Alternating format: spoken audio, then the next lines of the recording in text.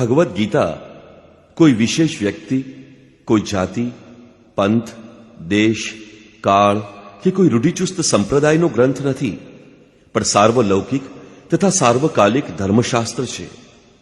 આ પ્રત્યેક દેશ, પ્રત્યેક જાતિ, પ્રત્યેક વયના સૌ સ્ત્રી પુરુષ માટે છે. ખરેખર ભગવદ્ ગીતા સંપૂર્ણ માનવ જાતિનું ધર્મશાસ્ત્ર છે. કેટલા ગૌરવની વાત છે કે ભગવદ્ ગીતા આપણા ધર્મશાસ્ત્રનો ગ્રંથ છે.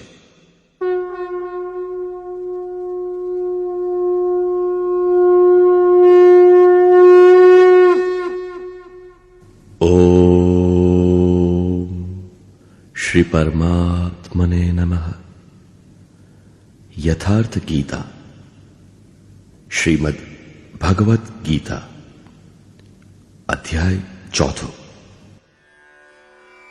ત્રીજા અધ્યાયમાં યોગેશ્વર શ્રી કૃષ્ણએ આશ્વાસન આપેલું કે દોષ દ્રષ્ટિથી રહિત થઈ જે કોઈ માનવ શ્રદ્ધાયુક્ત બની મારા મતાનુસાર ચાલશે તે કર્મોના બંધનોથી સારી રીતે છૂટી શકશે.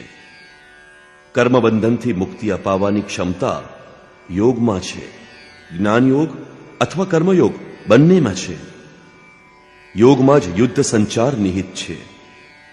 પ્રસ્તુત અધ્યાયમાં તેઓ આ યોગના પ્રણેતા કોણ છે અને આનો ક્રમિક વિકાસ કઈ રીતે થાય છે એ બતાવે છે. શ્રી ભગવાન વાચ: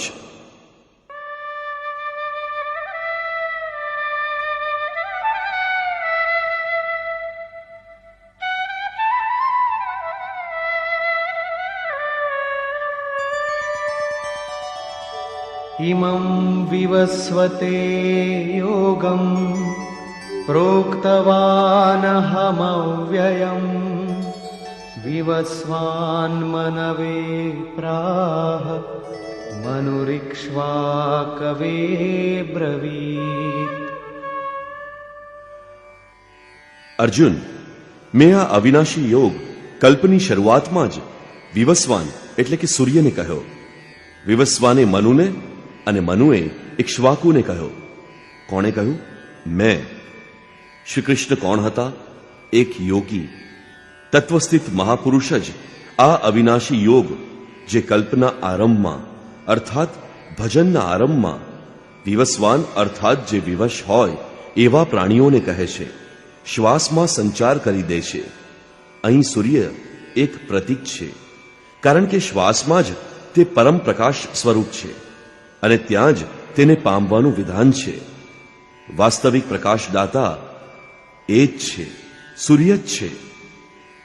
આ યોગ અવિનાશી છે. શ્રી કૃષ્ણએ કહ્યું હતું કે આમાં આરંભનો નાશ થતો નથી. આ યોગનો આરંભ કરી દઈએ તો તે પૂર્ણત્વ અપાવીને જ શાંત થાય છે. કાયાનો કલ્પ ઔષધિઓ દ્વારા જ થાય છે, પરંતુ આત્માનો કલ્પ ભજનથી થાય છે. ભજનનો આરંભ જ આત્મકલ્પની શરૂઆત છે. આ સાધન ભજન પણ કોઈ મહાપુરુષની જ દેન છે. મોહ નિશામાં અચેત આદિમ માનવ, જેનામાં ભજનના કોઈ સંસ્કાર નથી, યોગ વિશે જેને ક્યારેય કંઈ વિચાર્યું પણ નથી, એવો માનવ કોઈ મહાપુરુષને જુએ છે તો તેમના દર્શન માત્રથી, તેમની વાણીથી, તૂટી ફૂટી સેવા અને સાનિધ્યથી યોગના સંસ્કાર એનામાં સંચારિત થઈ જાય છે. ગોસ્વામી શ્રી તુલસીદાસ કહે છે તેમ, જે ચિત્તયે પ્રભુ જિન્હ પ્રભુ હેરે તે સબ ભયે પરમપદ જોગુ. યોગેશ્વર શ્રી કૃષ્ણ કહે છે કે આ યોગ મેં આરંભમાં સૂર્યને કહ્યો. ચક્ષોહો સૂર્યો અજાયત. મહાપુરુષની દ્રષ્ટિ પડવા માત્રથી યોગના સંસ્કાર શ્વાસમાં પ્રસારિત થઈ જાય છે. સ્વયં પ્રકાશ સ્વવશ પરમેશ્વરનો નિવાસ સૌના હૃદયમાં છે. સુરા શ્વાસના નિરોધથી જ તેની પ્રાપ્તિનું વિધાન છે. સુરામાં સંસ્કારોનું સર્જન એ જ સૂર્ય પ્રતિ કહેવું છે. સમય આવતા આ સંસ્કાર મનમાં સ્ફુરિત થશે. આ જ યોગ સૂર્યએ મનુને કહ્યો છે. મનમાં સ્ફુરિત થવાથી તે મહાપુરુષના તે વાક્ય પ્રત્યે ઈચ્છા જાગૃત થશે. જો મનમાં કોઈ વાત હોય તો તેને પામવાની ઈચ્છા અવશ્ય થશે. આ જ મનુનું ઇક્ષ્વાકુને કહેવું છે. લાલસા જાગશે કે તે નિયત કર્મ કરીએ તે કર્મ અવિનાશી છે, કર્મ બંધનથી મોક્ષ અપાવે છે. આમ જ છે તો નિયત કર્મ કરીએ અને આમ થતાં જ આરાધના ગતિ પકડી લેશે. અને ગતિ પકડતા આ યોગ ક્યાં પહોંચાડે છે એ વિશે ભગવાન કહે છે,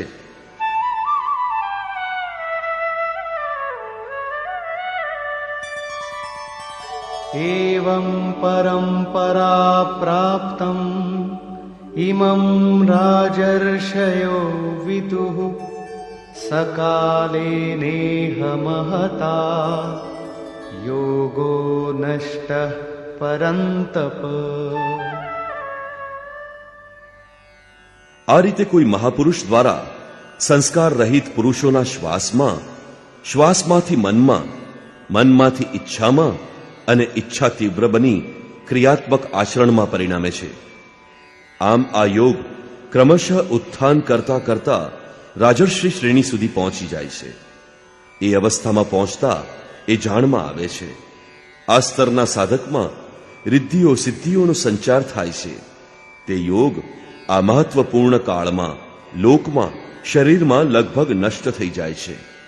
આ સીમારેખાને કઈ રીતે પાર કરી શકાય? શું આ વિશેષ સ્થળ પર પહોંચીને સૌ નષ્ટ થઈ જાય છે?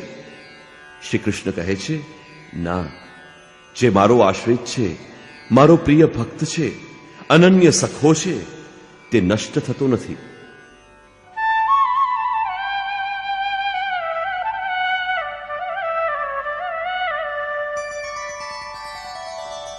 स एवायं मया तेद्य योगः प्रोक्तः पुरातनः भक्तोऽसि मे सखा चेति रहस्यं ह्येतदुत्तमम्. તે જ પુરાતન યોગનું હવે મેં તારા માટે વર્ણન કર્યું છે, કારણ કે તું મારો ભક્ત અને સખો છે, અને આ યોગ ઉત્તમ રહસ્યપૂર્ણ છે. અર્જુન ક્ષત્રિય શ્રેણીનો સાધક હતો, રાજર્ષિ અવસ્થાવાળો હતો. જ્યાં રિદ્ધિ સિદ્ધિઓના પથારામાં સાધક નષ્ટ થઈ જાય છે, આ કાળમાં પણ યોગ કલ્યાણકારક જ છે, પરંતુ સાધક ત્યાં પહોંચતા ઘણું કરીને લથડી પડે છે. એવો અવિનાશી અને રહસ્યમય યોગ શ્રી કૃષ્ણએ અર્જુનને કહ્યો, કારણ કે અર્જુન નષ્ટ થવાની અવસ્થામાં જ હતો. શા માટે કહ્યો? કારણ કે તું મારો ભક્ત છે, અનન્ય ભાવથી મારો આશ્રિત છે, પ્રિય છે, સખા છે. જે પરમાત્માની આપણને ઝંખના છે તે સદ્ગુરુ, તે પરમાત્મા આત્માથી અભિન્ન થઈને જ્યારે નિર્દેશ આપવા લાગે ત્યારે જ વાસ્તવિક ભજનનો આરંભ થાય છે. અહીં પ્રેરકની અવસ્થામાં પરમાત્મા અને સદ્ગુરુ એકબીજાના પર્યાય છે. જે સ્તર ઉપર આપણે ઊભા છીએ તે જ સ્તર ઉપર પ્રભુ પોતે જ જ્યારે હૃદયમાં ઉતરી આવે, રોકટોક કરવા લાગે, લથડિયા ખાતા આપણને સંભાળી લે, ત્યારે મન વશ થઈ શકે છે. મન બસ હોય તબહી જબ પ્રેરક પ્રભુ બરજે. જ્યાં સુધી ઈષ્ટદેવ રથી બનીને આત્માથી અભિન્ન થઈને પ્રેરકના રૂપે પાસે ઊભા નથી રહેતા, ત્યાં સુધી આ પથમાં સાચો પ્રવેશ જ થતો નથી. તે સાધક પ્રત્યાશી અવશ્ય છે, પણ એની પાસે ભજન ક્યાં છે? પૂજ્ય ગુરુદેવ ભગવાન ઘણીવાર કહેતા, અરે રે, હું તો કેટલીય વાર નષ્ટ થતા થતા બચી ગયો, ભગવાને જ બચાવી લીધો, ભગવાને આવું સમજાવ્યું, આવું કહ્યું. અમે પૂછ્યું, મહારાજજી, શું ભગવાન પણ બોલે છે, વાતચીત કરે છે? તેઓ બોલ્યા, હા હા, ભગવાન એ રીતે બોલે છે જેમ હું અને તમે બોલીએ છીએ. કલાકો સુધી બોલે છે, ક્રમ પણ ન તૂટે. અમે ઉદાસ થઈ ગયા અને આશ્ચર્ય પણ થયું કે ભગવાન કઈ રીતે બોલતા હશે. આ તો નવી વાત થઈ. થોડી વાર પછી મહારાજજી બોલ્યા, અરે કેમ ગભરાય છે, તારી જોડે પણ બોલે છે.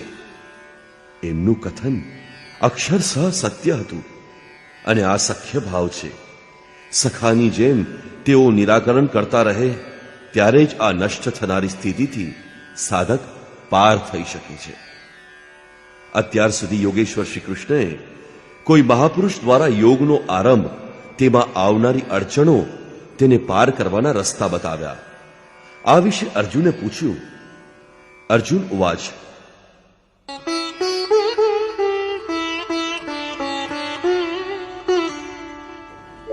अपरं भवतो जन्म परं जन्म विवस्वतः कथमेतद्विजानीयाम् त्वमादौ प्रोक्तवानिति.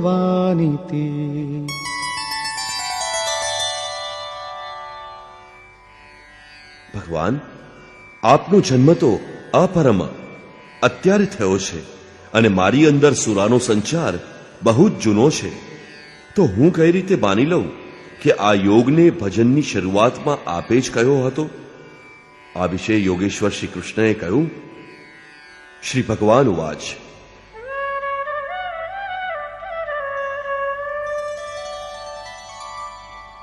बहूनि मे व्यतीतानि जन्मानि तव चार्जुन तान्यहं वेद सर्वाणि न त्वं वेत्थ परन्तप. અર્જુન, મારા અને તારા અનેક જન્મ થઈ ગયા છે. હે પરંતપ, તું એ બધાને નથી જાણતો, પરંતુ હું જાણું છું. સાધક નથી જાણતો, સ્વરૂપસ્થ મહાપુરુષ જાણે છે, અવ્યક્તની સ્થિતિવાળો જાણે છે. શું આપ બધાની જેમ પેદા થાવશો? શ્રી કૃષ્ણ કહે છે, નહીં. સ્વરૂપની પ્રાપ્તિ શરીર પ્રાપ્તિથી ભિન્ન છે. મારો જન્મ આ આંખો વડે જોઈ શકાતો નથી. હું અજન્મા, અવ્યક્ત, શાશ્વત હોવા છતાં પણ શરીર ધારણ કરનારો છું. અવધુ જીવત મેં કર આશા, મુએ મુક્તિ ગુરુ કહે સ્વાર્થી, જૂઠા દે વિશ્વાસા. શરીરના હોવા છતાં પણ તે પરમ તત્વમાં પ્રવેશ પામી શકાય છે. લેશ માત્રની ઉણપ હોય તો જન્મ લેવો પડે છે. અત્યાર સુધી અર્જુન શ્રી કૃષ્ણને પોતાની જેમ જ દેહધારી સમજતો હતો. તે અંતરંગ પ્રશ્ન પૂછે છે, શું આપનો જન્મ એ રીતે જ છે જેમ બધાનો હોય છે? શું આપ પણ સૌ શરીરની જેમ પેદા થાવશો? શ્રી કૃષ્ણ કહે છે,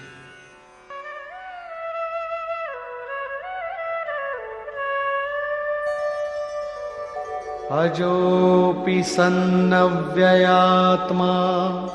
भूतानामीश्वरोऽपि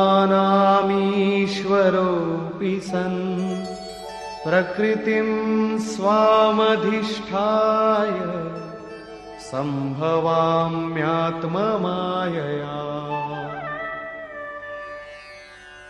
હે અર્જુન, હું વિનાશ રહિત, પુનર્જન્મ રહિત અને સમસ્ત પ્રાણીઓના પ્રાણમાં સંચારિત હોવા છતાં પોતાની પ્રકૃતિને આધીન કરી આત્મમાયા વડે પ્રગટ થાઉં છું. એક માયા અવિદ્યા છે જે પ્રકૃતિમાં જ વિશ્વાસ અપાવે છે, નીચ અને અધમ યોનિઓનું કારણ બને છે. બીજી માયા છે આત્મમાયા, જે આત્મામાં પ્રવેશ અપાવે છે, સ્વરૂપના જન્મનું કારણ બને છે. આને યોગમાયા પણ કહે છે, જેનાથી આપણે અલગ છીએ. તે શાશ્વત રૂપ સાથે જોડે છે, મિલન કરાવે છે.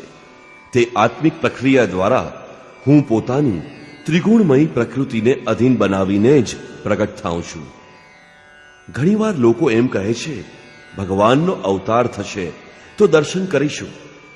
શ્રી કૃષ્ણ એમ કહે છે કે એવું કંઈ નથી થતું કે કોઈ બીજો જોઈ શકે. સ્વરૂપનો જન્મ પિંડ રૂપમાં નથી હોતો. શ્રી કૃષ્ણ કહે છે, યોગ સાધના દ્વારા, આત્મમાયા દ્વારા પોતાની ત્રિગુણમયી પ્રકૃતિને સ્વવશ કરીને હું ક્રમશઃ પ્રગટ થાઉં છું. પરંતુ કઈ પરિસ્થિતિઓમાં? यदा यदा हि धर्मस्य ग्लानिर्भवति भारत अभ्युत्थानमधर्मस्य तदात्मानं सृजाम्यहम्. હે અર્જુન, જ્યારે જ્યારે પરમ ધર્મ પરમાત્મા માટે હૃદય ગ્લાનિથી ભરાઈ જાય છે, જ્યારે અધર્મના અતિરેકનો પાર પમાતો નથી, ત્યારે હું અવતાર લઉં છું. આવી જ જ્ઞાની મનુને થઈ હતી. રામચરિત માનસમાં કહ્યું છે, હૃદય બહુત દુઃખ લાગ, જન્મ ગયો હરિ ભગતિ બીનું. જ્યારે તમારું હૃદય અનુરાગથી ભરાઈ જાય, એ શાશ્વત ધર્મ માટે ગદગદ ગીરા નયન બહ નીરાની સ્થિતિ આવી જાય, ત્યારે પ્રયત્ન કરવા છતાં પણ અનુરાગી અધર્મને પાર નથી કરી શકતો. આવી પરિસ્થિતિમાં હું પોતાના સ્વરૂપની રચના કરું છું, અર્થાત ભગવાનનો આવિર્ભાવ માત્ર અનુરાગી માટે જ છે. ગોસ્વામી તુલસીદાસ કહે છે, સો કેવલ ભગતન હિત લાગી. આ અવતાર કોઈ ભાગ્યશાળી સાધકના અંતરાલમાં થાય છે. આપ પ્રગટ થઈને શું કરો છો? પરિત્રાણાય સાધૂનાં વિનાશાય ચ દુષ્કૃતાં ધર્મ સંસ્થાપનાર્થાય સંભવામિ યુગે યુગે. તો ભગવાન કહે છે, હે અર્જુન, સાધુનામ પરિત્રાણાય. પરમ સાધ્ય એકમાત્ર પરમાત્મા જ છે, જેને સાધવાથી કોઈ પણ સાધના બાકી રહી જતી નથી. તે સાધ્યમાં પ્રવેશ અપાવનાર વિવેક, વૈરાગ્ય, શમ, દમ વગેરે દૈવી સંપદને નિર્વિઘ્ન પ્રવાહિત કરવા માટે તથા દુષ્કૃતામ, જેનાથી દૂષિત કાર્ય આકાર લે છે, તે કામ, ક્રોધ, રાગ, દ્વેષ વગેરે વિજાતીય પ્રવૃત્તિઓને જડમૂળથી નષ્ટ કરવા માટે તથા ધર્મને સારી પેઠે સ્થિર કરવા માટે હું દરેક યુગમાં પ્રગટ થાઉં છું. યુગનો અર્થ સતયુગ, ત્રેતા કે દ્વાપર યુગ એ નથી. યુગ ધર્મોનો ઉતાર ચઢાવ મનુષ્યના સ્વભાવ પર છે. યુગ ધર્મ હંમેશા રહે છે. રામચરિત માનસમાં સંકેત છે, નિતજુગ ધર્મ હોહી સબ કેરે, હૃદય રામ માયા કે પ્રેરે. યુગ ધર્મ બધાના હૃદયમાં હંમેશા પ્રવર્તે છે. અવિદ્યાથી નહીં, પરંતુ વિદ્યાથી, રામ માયાની પ્રેરણાથી હૃદયમાં હોય છે. જેને પ્રસ્તુત શ્લોકમાં આત્મમાયા કહી છે, તે જ રામ માયા છે. હૃદયમાં રામની સ્થિતિ અપાવનારી, રામથી પ્રેરિત છે તે વિદ્યા. કઈ રીતે સમજી શકાય કે હવે કયો યુગ કાર્યરત છે? તો રામચરિત માનસમાં કહ્યું છે, શુદ્ધ સત્વ સમતા વિજ્ઞાના, કૃત પ્રભાવ પ્રસન્ન મન જાના. જ્યારે હૃદયમાં શુદ્ધ સત્વ ગુણ જ કાર્યરત હોય, રાજસ તેમજ તામસ બંને ગુણો શાંત થઈ જાય, વિષમતાઓ સમાપ્ત થઈ ગઈ હોય, જેનો કોઈથી દ્વેષ ન હોય, વિજ્ઞાન ન હોય, અર્થાત ઈષ્ટ પાસેથી નિર્દેશન લેવા અને તેના ઉપર ટકવાની ક્ષમતા હોય, મનમાં પ્રસન્નતાનો પૂર્ણ સંચાર હોય, જ્યારે આવી યોગ્યતા આવી જાય, ત્યારે સતયુગમાં પ્રવેશ મળી ગયો. આ જ રીતે અન્ય બે યુગોનું વર્ણન પણ કર્યું અને અંતમાં તામસ બહુત રજોગુણ થોરા, કલી પ્રભાવ વિરોધ ચહુ ઓરા. તામસ ગુણ ભરપૂર હોય, કંઈક રાજસી ગુણ પણ તેમાં હોય, ચારે બાજુ વેર અને વિરોધ હોય, તો એવી વ્યક્તિ કળિયુગની છે. જ્યારે તામસી ગુણ કાર્ય કરે છે, ત્યારે મનુષ્યમાં આળસ, નિદ્રા, પ્રમાદ વધી જાય છે. તે કર્તવ્ય જાણતો હોવા છતાં તેમાં પ્રવૃત્ત થઈ શકતો નથી. નિષિદ્ધ કર્મ જાણતો હોવા છતાં તેમાંથી નિવૃત્તિ નથી મળતી. આ રીતે યુગ ધર્મોના ઉતાર ચઢાવ મનુષ્યની આંતરિક યોગ્યતા પર આધારિત હોય છે. કોઈ આ યોગ્યતાઓને 4 યુગ કહે છે, તો કોઈ આને જ 4 વર્ણના નામ આપે છે, તો કોઈ આને જ અતિ ઉત્તમ, ઉત્તમ, મધ્યમ અને નિકૃષ્ટ 4 શ્રેણીના સાધક કહીને નવાજે છે. પ્રત્યેક યુગમાં ઈષ્ટ સાથ આપે છે. હા, ઉચ્ચ શ્રેણીમાં ભરપૂર અનુકૂળતા માલુમ પડે છે. નિમ્ન યુગમાં સહયોગ ક્ષીણ થયેલો જણાય છે. સંક્ષેપમાં શ્રી કૃષ્ણ કહે છે કે સાધ્ય વસ્તુ અપાવનારા વિવેક, વૈરાગ્ય વગેરેને નિર્વિઘ્ન પ્રવાહિત કરવા માટે તથા દૂષણના કારક કામ, ક્રોધ, રાગ, દ્વેષ વગેરેનો પૂર્ણ વિનાશ કરવા માટે, પરમ ધર્મ પરમાત્મામાં સ્થિર રાખવા માટે હું યુગે યુગમાં અર્થાત દરેક પરિસ્થિતિ દરેક શ્રેણીમાં પ્રગટ થાઉં છું. માત્ર શરત એટલી કે ગ્લાનિ ઉત્પન્ન થયેલી હોય. જ્યાં સુધી ઈષ્ટ સમર્થન ન આપે ત્યાં સુધી તમે સમજી જ નહીં શકો કે વિકારોનો વિનાશ થયો અથવા હજી કેટલા બાકી છે. પ્રવેશથી પરાકાષ્ઠા પર્યંત ઈષ્ટ દરેક શ્રેણીમાં દરેક યોગ્યતાની સાથે જ રહે છે. તેનું પ્રાકટ્ય અનુરાગીના હૃદયમાં હોય છે. ભગવાન પ્રગટ હોય ત્યારે તો સૌ કોઈ એમના દર્શન કરતા હશે. શ્રી કૃષ્ણ કહે છે, નહીં.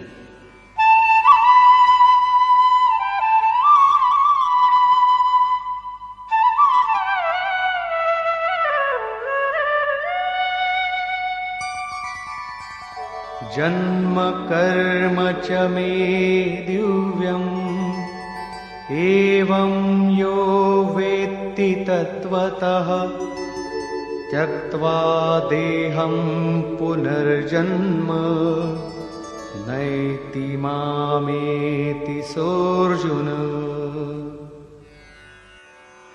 અર્જુન, મારો તે જન્મ અર્થાત ગ્લાની સાથે સ્વરૂપની રચના તથા મારું કર્મ અર્થાત દુષ્કૃત્યોના કારણોના વિનાશ, સાધ્ય વસ્તુને અપાવનારી ક્ષમતાઓનો નિર્દોષ સંચાર, ધર્મની સ્થિરતા, આ કર્મ અને જન્મ દિવ્ય અર્થાત અલૌકિક છે, લૌકિક નથી. આ ચર્મચક્ષુઓ વડે જોઈ શકાતા નથી, મન બુદ્ધિથી તેને માપી શકાતા નથી. તે આટલા ગૂઢ છે તો તેમને જુએ છે કોણ?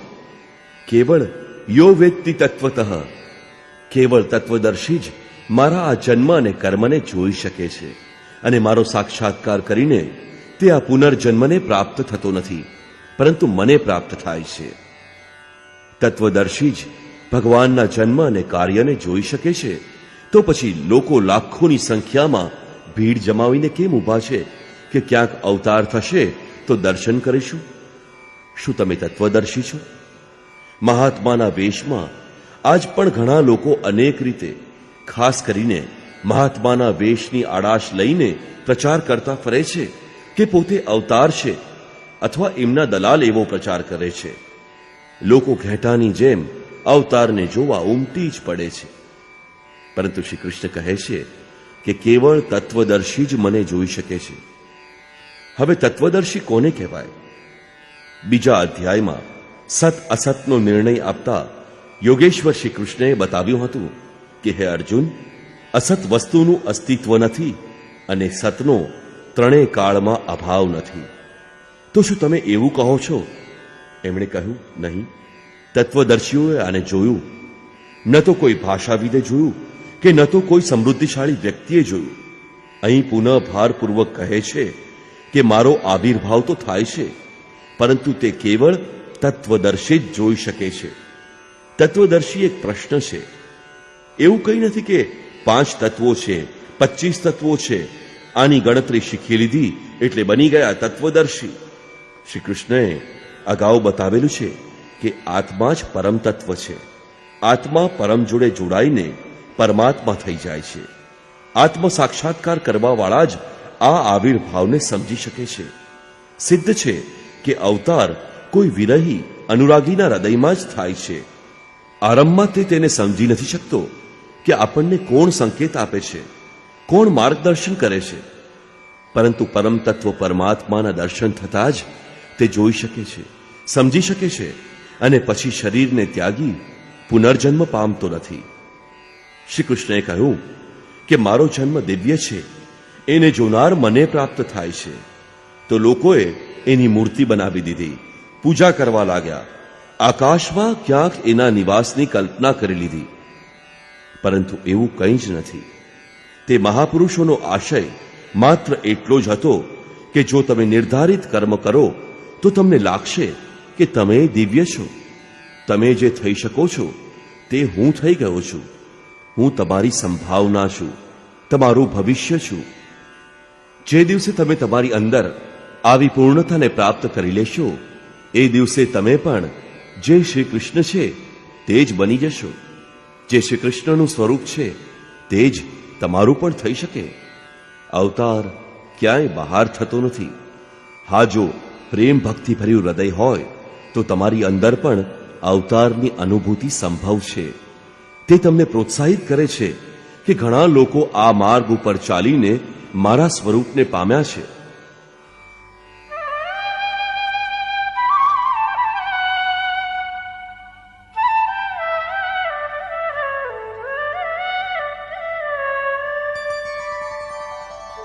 वीतराग भय क्रोधा मन्मया मामुपाश्रिताः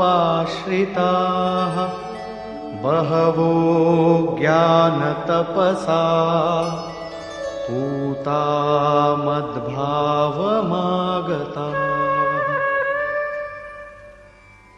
હે અર્જુન, રાગ અને વિરાગ બંનેથી પર એવા વિતરાગ તથા એ જ રીતે ભય અભય, ક્રોધ અક્રોધ બંનેથી પર અનન્ય ભાવથી અર્થાત અહંકાર રહિત મારે શરણે આવેલા ઘણા લોકો જ્ઞાન તપથી પવિત્ર થઈને મારા સ્વરૂપને પામી ગયા છે. હવે એવું બનવા લાગ્યું છે એવી વાત નથી. હંમેશા આવું થતું રહ્યું છે. ઘણા પુરુષ આ જ રીતે મારા સ્વરૂપને પામી ગયા છે. કઈ રીતે? જેના જેના હૃદય અધર્મની વૃદ્ધિ જોઈને પરમાત્મા માટે ગ્લાનિથી ભરાઈ ગયા છે, એ સ્થિતિમાં હું પોતાના સ્વરૂપને રચું છું. તે મારા સ્વરૂપને પ્રાપ્ત કરે છે. જેને યોગેશ્વર શ્રી કૃષ્ણે તત્વદર્શન કહ્યું હતું, તેને જ હવે જ્ઞાન કહે છે. પરમ તત્વ છે પરમાત્મા. તેના પ્રત્યક્ષ દર્શનની સાથે જાણવું તે જ્ઞાન છે. આવી જાણકારીવાળા જ્ઞાની મારા સ્વરૂપને પ્રાપ્ત કરે છે. અહીં આ પ્રશ્ન પૂરો થઈ ગયો. હવે તે યોગ્યતાના આધારે ભજવાવાળાઓની શ્રેણીઓનું વિભાજન કરે છે.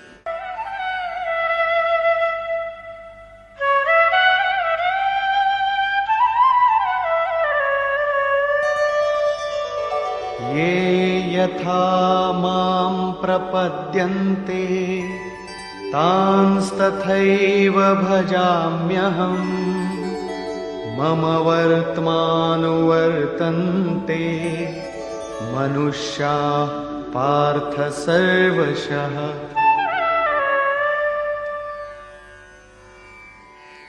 પાર્થ, જે મને જેટલી તલ્લીનતાથી ભજે છે, હું પણ તેને એ જ રીતે ભજું છું. તે જ પ્રમાણમાં હું સહયોગ આપું છું. સાધકની શ્રદ્ધા જ કૃપા બનીને તેને મળે છે. આ રહસ્યને જાણીને સુજ્ઞજન સંપૂર્ણ ભાવથી મારા માર્ગ પ્રમાણે જ વર્તે છે. જેમ હું વર્તું છું, જે મને પ્રિય છે, એવું જ આચરણ તે કરે છે. હું જે કરાવવા માંગુ છું એ જ તે કરે છે. ભગવાન કઈ રીતે ભજે છે? તે રથી બનીને ખડા થઈ જાય છે, સાથે ચાલવા લાગે છે. આ જ એમનું ભજવાનું છે. જેના વડે દૂષિત પેદા થાય છે તેનો વિનાશ કરવા ખડા થઈ જાય છે. સત્યમાં પ્રવેશ અપાવનારા સદ્ગુણોની રક્ષા કરવા તે આવીને ઊભા રહે છે. જ્યાં સુધી ઈષ્ટદેવ હૃદયથી સંપૂર્ણપણે રથી ન બને અને દરેક ડગલે સાવધાન ન કરે, ત્યાં સુધી કોઈ ગમે તેવો ભજનાનંદી કેમ ન હોય, લાખ આંખો બંધ કરે, લાખો પ્રયત્નો કરે, તો પણ તે આ પ્રકૃતિના દ્વંદ્વથી પાર થઈ શકે નહીં. તે કઈ રીતે સમજશે કે તે કેટલે પહોંચ્યો, કેટલું બાકી છે? ઈષ્ટ જ આત્માથી અભિન્ન થઈ સાથે ઊભા રહી જાય છે અને તેનું માર્ગદર્શન કરે છે કે તમે અહીં છો, તમે અહીં આમ કરો, તેમ કરો. આ રીતે પ્રકૃતિની ખાઈને પાર કરતા કરતા આટલે આવ્યા છો, ધીમે ધીમે આગળ વધતા સ્વરૂપમાં પ્રવેશ અપાવી દેશે. ભજન તો સાધકે જ કરવું પડે, પરંતુ તેના દ્વારા આ માર્ગમાં જે પંથ કપાય તે ઈષ્ટની કૃપા છે. આવું જાણીને બધા મનુષ્ય સર્વભાવે મને અનુસરે છે. તેઓ કેવી રીતે વર્તે છે?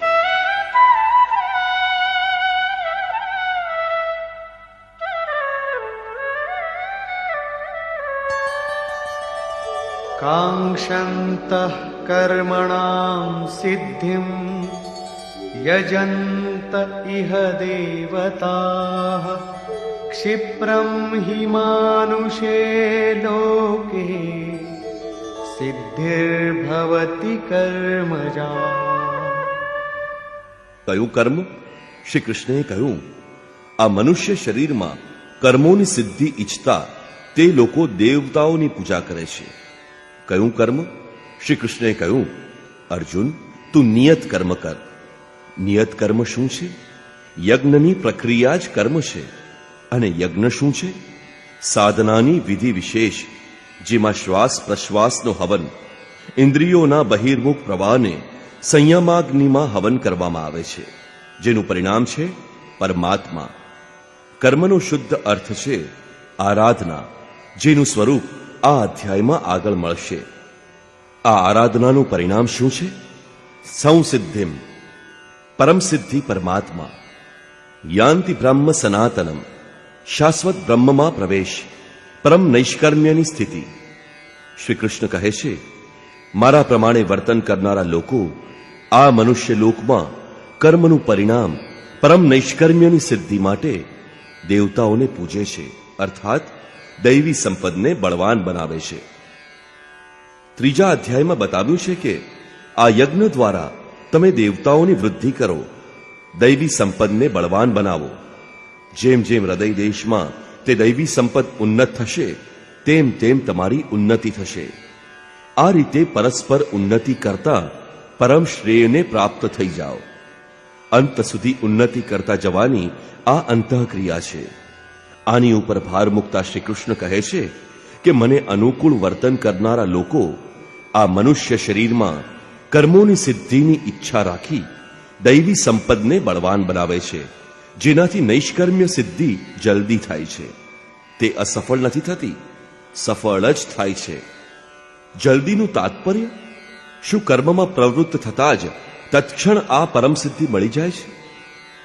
ભગવાન કહે છે, નહીં. આ સોપાન ઉપર ક્રમશઃ ચડવાનું વિધાન છે. કોઈ છલાંગ લગાવીને ભાવાતી ધ્યાન જેવો ચમત્કાર નથી થતો.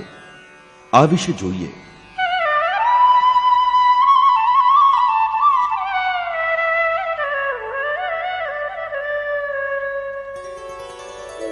ચાતુર્વર્ણ્યમ મયા સૃષ્ટમ ગુણકર્મ વિભાગશઃ તસ્ય કર્તારમપી મામ વિદ્ય કર્તારમવ્યયમ.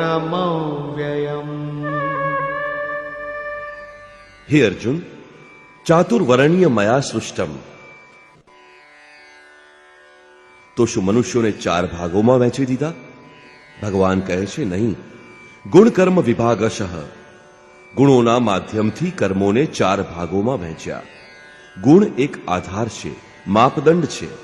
તામસી ગુણ હશે તો આળસ, નિદ્રા, પ્રમાદ, કર્મમાં પ્રવૃત્ત ન થવાનો સ્વભાવ, જાણતા હોવા છતાં પણ અકર્તવ્યથી નિવૃત્ત નહીં થઈ શકવાની લાચારી રહેવાની. આવી અવસ્થામાં સાધનાનો આરંભ કઈ રીતે કરાય?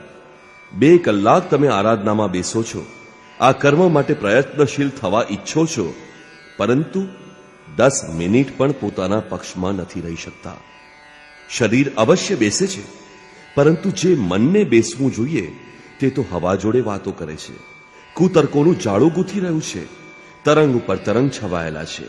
તો તમે કેમ બેઠા છો? સમય શું કામ બગાડો છો? એ વખતે કેવળ પરિચર્યાત્મકમ કર્મ શુદ્રસ્યાપી સ્વભાવજમ. જે મહાપુરુષ અવ્યક્તની સ્થિતિવાળા છે, અવિનાશી તત્વોમાં સ્થિત છે, તેમની તથા આ માર્ગ ઉપર અગ્રેસર પોતાનાથી ઉન્નત લોકોની સેવામાં લાગી જાઓ. આનાથી દૂષિત સંસ્કારનું શમન થઈ જશે. સાધનામાં પ્રવેશ અપાવનારા સંસ્કારો સબળ થતા જશે. ક્રમશઃ તામસી ગુણ ઓછો થતા રાજસી ગુણોની પ્રધાનતા તથા સાત્વિક ગુણોના સ્વલ્પ સંચારની સાથે સાધકની ક્ષમતા વૈશ્ય શ્રેણીની થઈ જાય છે. એ સમયે તે જ સાધક ઇન્દ્રિય સંયમ, આત્મિક સંપત્તિનો સંગ્રહ સ્વાભાવિક રીતે કરવા લાગશે. કર્મ કરતા કરતા એ સાધકમાં સાત્વિક ગુણોનો વધારો થઈ જશે, રાજસી ગુણ ઓછા થઈ જશે, તામસી ગુણ શાંત થશે. તે સમયે તે જ સાધક ક્ષત્રિય શ્રેણીમાં પ્રવેશ પામશે. શૌર્ય કર્મમાં પ્રવૃત્ત રહેવાની ક્ષમતા, પાછળ ન હટવાનો સ્વભાવ, બધા જ ભાવો ઉપર સ્વામિત્વ, પ્રકૃતિના 3 ગુણોને કાપવાની ક્ષમતા તેના સ્વભાવમાં આવી જશે. તે કર્મ વધારે સૂક્ષ્મ થતા માત્ર સાત્વિક ગુણ કાર્યરત રહી જતા મનનું શમન, ઇન્દ્રિયોનું દમન, એકાગ્રતા, સરળતા, ધ્યાન, સમાધિ, ઈશ્વરીય નિર્દેશ, આસ્તિકતા વગેરે બ્રહ્મમાં પ્રવેશ અપાવનારી સ્વાભાવિક ક્ષમતાની સાથે તે સાધક બ્રાહ્મણ શ્રેણીનો કહેવાય છે. આ બ્રાહ્મણ શ્રેણીના કર્મની નિમ્નતમ મર્યાદા છે.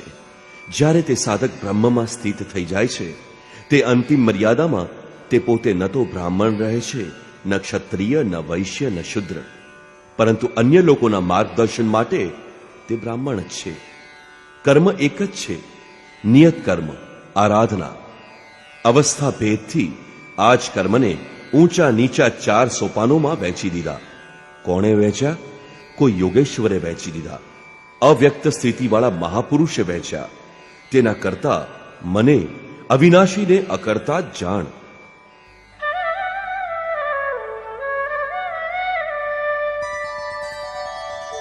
ન માં કર્માણિ લિમ્પન્તિ ન મે કર્મફલે સ્પૃહા ઇતિ માં યોऽભિજાનાતિ કર્મભિર્ન સબધ્યતે. કારણ કે કર્મોના ફળમાં મારી સ્પૃહા નથી. કર્મોનું ફળ શું છે? શ્રી કૃષ્ણએ પાછળથી બતાવ્યું હતું કે યજ્ઞ જેનાથી પૂર્ણ થાય છે તે ક્રિયાનું નામ કર્મ છે, અને પૂર્તિકાળમાં યજ્ઞ જેની રચના કરે છે તે જ્ઞાનામૃતનું પાન કરનારા શાશ્વત સનાતન બ્રહ્મમાં પ્રવેશ પામે છે. કર્મનું પરિણામ છે પરમાત્મા. તે પરમાત્માની ઈચ્છા પણ હવે મને નથી, કારણ કે તે મારાથી ભિન્ન નથી. હું અવ્યક્ત સ્વરૂપ છું, તેની જ સ્થિતિવાળો છું. માટે આ કાર્ય ઉપર સ્નેહ રાખવું એવી હવે આગળ કોઈ સત્તા જ નથી. માટે કર્મ મને લીપાયમાન નથી કરતા. અને આ સ્થિતિએ જે કોઈ પણ મને જાણે છે, અર્થાત જે કર્મોના પરિણામરૂપ પરમાત્માને પ્રાપ્ત કરી લે છે, તેને કર્મ નથી બાંધતા. જેવા શ્રી કૃષ્ણ તેવા જ એ સ્તરથી જાણનારો મહાપુરુષ.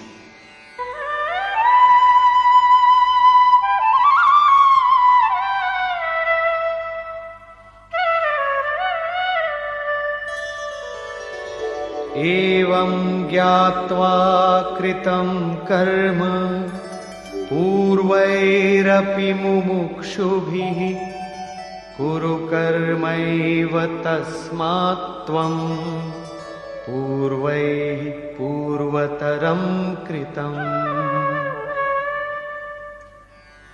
હે અર્જુન, મોક્ષની ઈચ્છા રાખનારા પુરુષો દ્વારા અગાઉ પણ આમ જ જાણીને કર્મો કરાયા હતા.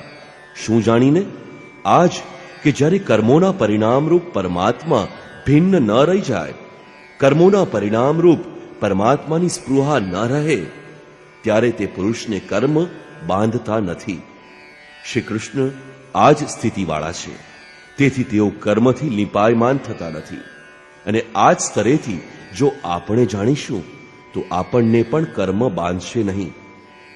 શ્રી કૃષ્ણની જેમ બરાબર તે જ કક્ષાએથી જે કોઈ પણ જાણી લેશે તે પુરુષ પણ કર્મ બંધનથી મુક્ત થઈ જશે. હવે શ્રી કૃષ્ણ ભગવાન, મહાત્મા, અવ્યક્ત, યોગેશ્વર અથવા મહાયોગેશ્વર જે કંઈ પણ હોય તે સ્વરૂપ બધા માટે છે. આ સમજીને જ અગાઉના મુમુક્ષુ પુરુષોએ, મોક્ષની ઈચ્છાવાળા પુરુષોએ કર્મ ઉપર કદમ માંડ્યા છે.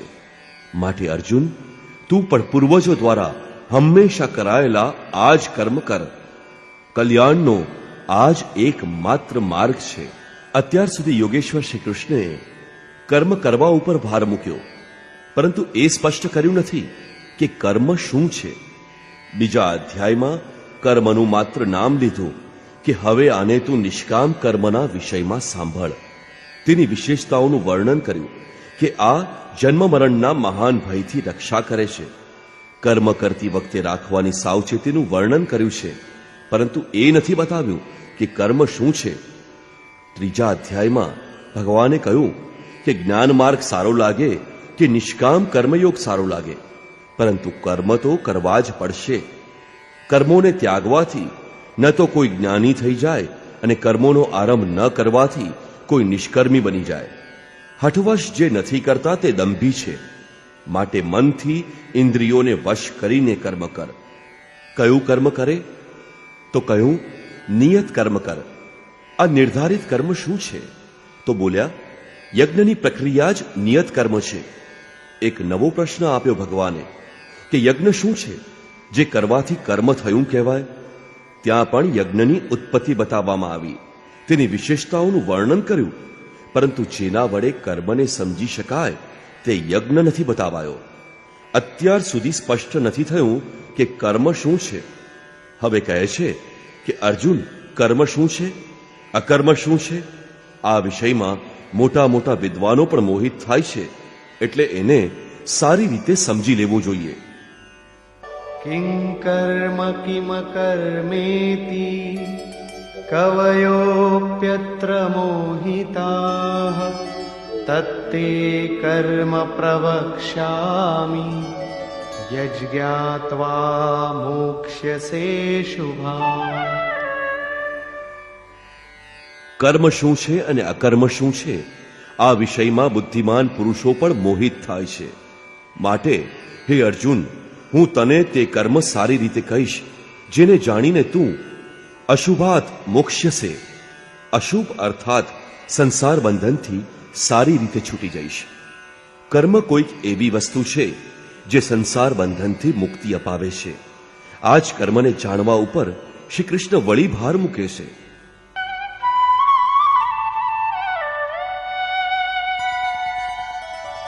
કર્મણો હ્યપી બોદ્ધવ્યમ બોદ્ધવ્યમ ચ વિકર્મણઃ અકર્મણશ્ચ બોદ્ધવ્યમ ગહના કર્મણો ગતિઃ. કર્મનું સ્વરૂપ પણ જાણવું જોઈએ, અકર્મના સ્વરૂપને પણ સમજવું જોઈએ, અને વિકર્મ અર્થાત વિકલ્પ શૂન્ય વિશેષ કર્મ જે આપ્ત પુરુષો દ્વારા થાય છે એને પણ જાણવું જોઈએ, કારણ કે કર્મની ગતિ ગહન છે. કેટલાક લોકોએ વિકર્મનો અર્થ નિષિદ્ધ કર્મ, મનપૂર્વક કરેલા કર્મો વગેરે વગેરે કર્યો છે. વાસ્તવમાં અહીં વી ઉપસર્ગ વિશિષ્ટતા દર્શાવે છે. પ્રાપ્તિ પછી મહાપુરુષોના કર્મ વિકલ્પ શૂન્ય હોય છે. આત્મસ્થિત, આત્મતૃપ્ત, આત્મકામ મહાપુરુષોને કર્મ કરવાથી ન તો કોઈ લાભ છે, ન છોડવાથી કોઈ હાનિ છે. છતાંય તે પાછળ આવનારા લોકોના હિત માટે કર્મ કરે છે. આવા કર્મો વિકલ્પ શૂન્ય છે, વિશુદ્ધ છે, અને આ કર્મને જ વિકર્મ કહેવાય છે. ઉદાહરણ અર્થ, ગીતામાં જ્યાં પણ કોઈ કાર્યમાં વી ઉપસર્ગ જોડાયેલો છે તે વિશેષતાનો દ્યોતક છે, નિકૃષ્ટતાનો નહીં.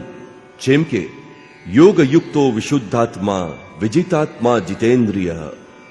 જે યોગથી યુક્ત છે તે વિશેષ રૂપથી શુદ્ધ આત્માવાળો, વિશેષ રૂપથી જીતેલા અંતઃકરણવાળો વગેરે વિશેષતાના જ દ્યોતક છે. આ જ રીતે ગીતામાં સ્થળે સ્થળે વીનો પ્રયોગ કરવામાં આવ્યો છે જે વિશેષ પૂર્ણતાનો દ્યોતક છે. આ જ રીતે વિકર્મ પણ વિશિષ્ટ કર્મનું દ્યોતક છે, જેની પ્રાપ્તિ પછી મહાપુરુષ દ્વારા જે શુભાશુભ સંસ્કાર ઊભા નથી કરતું. અત્યારે તમે વિકર્મ જોયું, કર્મ અને અકર્મ રહ્યા, જેને હવે પછીના શ્લોકમાં સમજવાનો પ્રયાસ કરીએ. જો અહીં કર્મ અકર્મના વિભાજન ન સમજી શક્યા તો ક્યારેય સમજી શકીશું નહીં.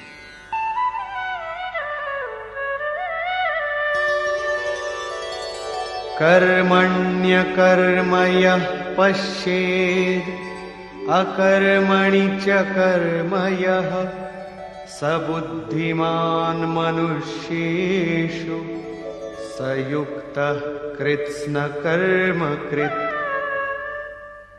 જે પુરુષ કર્મમાં અકર્મ જુએ, કર્મનો અર્થ આરાધના અર્થાત આરાધના કરે, અને એ પણ સમજે કે કરવાવાળો હું નથી, પરંતુ ગુણોની અવસ્થા જ ચિંતનમાં આપણને નિયુક્ત કરે છે, હું ઈષ્ટ દ્વારા સંચાલિત છું એવું જુએ, અને જ્યારે આ રીતે અકર્મ જોવાની ક્ષમતા આવી જાય અને ધારાવાહિક રૂપથી કર્મ થતા રહે, ત્યારે સમજવું જોઈએ કે કર્મ ઉચિત દિશામાં થઈ રહ્યા છે. તે જ પુરુષ મનુષ્યોમાં બુદ્ધિમાન છે, મનુષ્યોમાં યોગી છે, યોગથી યુક્ત બુદ્ધિવાળો છે અને સંપૂર્ણ કર્મોનો કર્તા છે. તેના દ્વારા કર્મ કરવામાં લેશ માત્ર પણ ત્રુટિ રહી જતી નથી. સારાંશ એ છે કે આરાધના જ કર્મ છે. તે કર્મને કરીએ અને કરતી વખતે અકર્મને જોઈએ કે હું તો યંત્ર માત્ર છું, કરાવવા વાળો ઈષ્ટ છે અને હું ગુણોથી ઉત્પન્ન અવસ્થા પ્રમાણે જ પ્રયત્ન કરી શકું છું. જ્યારે અકર્મની આ ક્ષમતા આવી જાય અને ધારાવાહી કર્મો થતા રહે ત્યારે જ પરમ કલ્યાણની સ્થિતિ અપાવનારા કર્મ થઈ જાય છે. પૂજ્ય મહારાજજી કહેતા હતા કે જ્યાં સુધી ઈષ્ટ રથી ન હોય, રોકટોક ન કરવા લાગે, ત્યાં સુધી ઉચિત માત્રામાં સાધનાની શરૂઆત જ નથી થતી. આની પહેલા જે કંઈ કરવામાં આવે છે કર્મના પ્રવેશના પ્રયાસથી અધિક કંઈ જ નથી. હળનો બધો જ ભાર બળદની કાંધ ઉપર જ હોય છે, છતાં પણ ખેતરની વાવણી એ હળ ચલાવનારની દેન છે. ઠીક એ જ રીતે સાધનનો બધો ભાર સાધક ઉપર જ રહે છે, પરંતુ વાસ્તવિક સાધક તો ઈષ્ટ છે, જે એની પાછળ લાગેલો છે, જે તેનું માર્ગદર્શન કરે છે.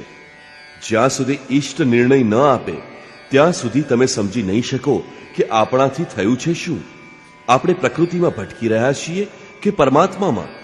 આ રીતે ઈષ્ટના નિર્દેશનમાં જે સાધક આ આત્મિક માર્ગ ઉપર ચાલવા તત્પર છે, પોતાને અકર્તા સમજીને એક ધારું કર્મ કરે છે, તે જ બુદ્ધિમાન છે. તેનું જ જ્ઞાન યથાર્થ છે, તે જ યોગી છે. જિજ્ઞાસા સ્વાભાવિક છે કે કર્મ કરતા જ રહીશું કે ક્યારેક કર્મોમાંથી છુટકારો પણ મળશે. આ વિશે યોગેશ્વર કહે છે, શ્રી કૃષ્ણના કહેવા અનુસાર જે કંઈ કરવામાં આવે છે તે કર્મ નથી. કર્મ તો એક નિર્ધારિત કરેલી ક્રિયા છે. નિયતમ કૃ કર્મત્વમ. અર્જુન, તું નિર્ધારિત કર્મ કર. નિર્ધારિત કર્મ શું છે? ત્યારે બતાવ્યું, યજ્ઞાર્થાત કર્મણોન્યત્ર લોકોયમ કર્મ બંધન. યજ્ઞને કાર્યરૂપ આપવું એ જ કર્મ છે. તો આના સિવાય જે કંઈ કરવામાં આવે છે એ શું કર્મ નથી? શ્રી કૃષ્ણ કહે છે, અન્યત્ર લોકોયમ કર્મ બંધન.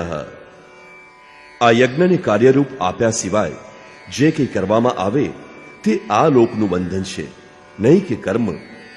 તદર્થમ કર્મ. અર્જુન, તે યજ્ઞની પૂર્તિ માટે સારી રીતે આચરણ કર. અને જ્યારે યજ્ઞનું સ્વરૂપ બતાવ્યું તો તે શુદ્ધ રૂપથી આરાધનાની એક વિધિ વિશેષ છે, જે તે આરાધ્ય દેવ સુધી પહોંચાડીને તેમાં લીન કરી દે છે. આ યજ્ઞમાં ઇન્દ્રિયોનું દમન, મનનું શમન, દૈવી સંપત્તિનું ઉપાર્જન વગેરે દર્શાવતા અંતમાં કહ્યું, ઘણા યોગી પાન અને અપાનની ગતિનો નિરોધ કરીને પ્રાણાયામ પરાયણ થઈ જાય છે.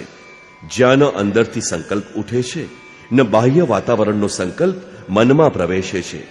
આવી સ્થિતિમાં ચિત્તનો સર્વથા નિરોધ અને નિરુદ્ધ ચિત્તના પણ વિલયકાળમાં તે પુરુષ યાંતિ બ્રહ્મ સનાતનમ, શાશ્વત સનાતન બ્રહ્મમાં પ્રવેશ મેળવે છે. આ બધું યજ્ઞ છે, જેને કાર્યરૂપ આપવાનું નામ કર્મ છે. માટે કર્મનો શુદ્ધ અર્થ છે આરાધના. કર્મનો અર્થ છે ભજન. કર્મનો અર્થ છે યોગ સાધનાને સારી રીતે સંપાદિત કરવી. એનું વિશદ વર્ણન આ અધ્યાયમાં આગળ આવે છે. અહીં કર્મ અને કર્મનું માત્ર વિભાજન કરવામાં આવ્યું, જેથી કર્મ કરતી વખતે તેને ઉચિત દિશા આપી શકાય અને તેની ઉપર ચાલી શકાય.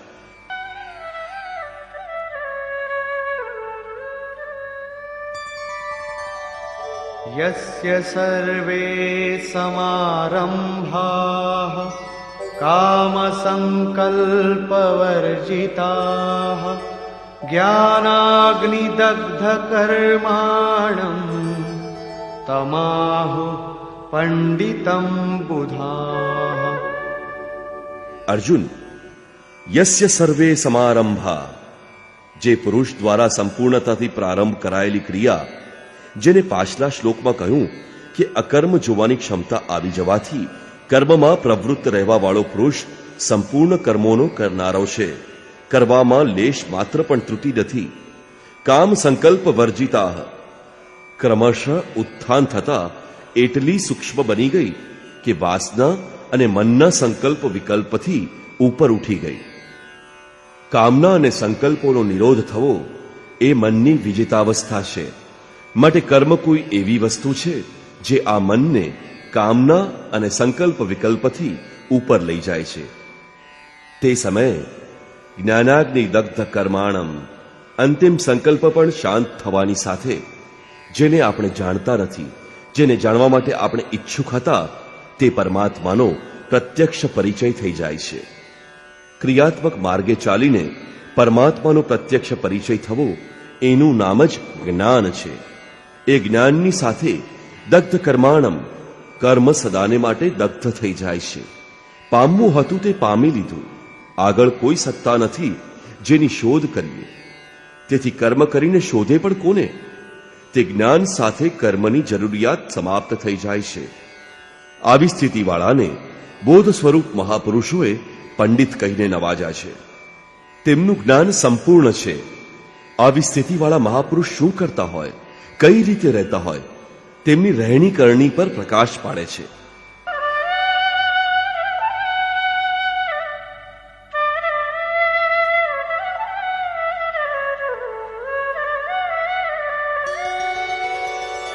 त्यक्त्वा कर्मफलासङ्गम् नित्यतृप्तो निराश्रयः कर्मण्यभिप्रवृत्तोऽपि नैव किञ्चित् करोति सः. હે અર્જુન, તે પુરુષ સાંસારિક આશ્રયથી રહિત થઈને નિત્ય વસ્તુ પરમાત્મામાં જ તૃપ્ત રહીને કર્મોના ફળ પરમાત્માની આસક્તિને પણ ત્યાગીને, કારણ કે પરમાત્મા પણ હવે તેનાથી ભિન્ન નથી, કર્મમાં સારી રીતે લાગેલો રહેતો હોવા છતાં કંઈ કરતો નથી.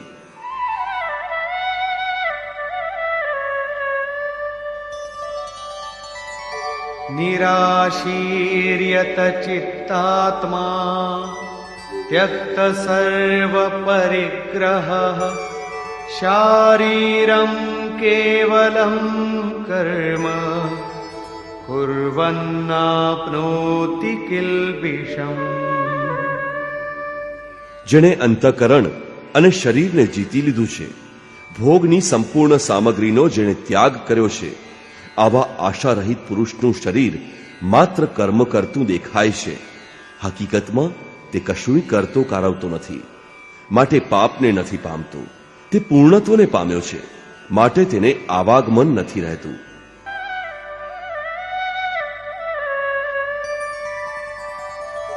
यदृच्छालाभ संतुष्टो द्वन्द्वातीतो विमत्सरः समः सिद्धावसिद्धौ च कृत्वापि न निबध्यते. પોતાની મેળે જે જે કંઈ પ્રાપ્ત થાય તેમાં જ સંતોષ પામનારો, સુખ દુઃખ, રાગ દ્વેષ અને હર્ષ શોકાદિ દ્વંદ્વોથી પર, વિમત્સરઃ ઈર્ષ્યા રહિત તથા સિદ્ધિ અને અસિદ્ધિમાં સંભાવવાળો પુરુષ કર્મો કરીને પણ બંધાતો નથી. સિદ્ધિ અર્થાત જેને પામવાનું હતું તે હવે અલગ નથી અને તે કદી અલગ પણ નથી થવાનો, માટે અસિદ્ધિનો પણ ભય નથી. આ રીતે સિદ્ધિ અને અસિદ્ધિમાં સમભાવવાળો પુરુષ કર્મ કરીને પણ બંધાતો નથી. તે કયું કર્મ કરે છે? તે જ નિયત કર્મ, યજ્ઞની પ્રક્રિયા. આનું જ પુનરાવર્તન કરતા ભગવાન કહે છે,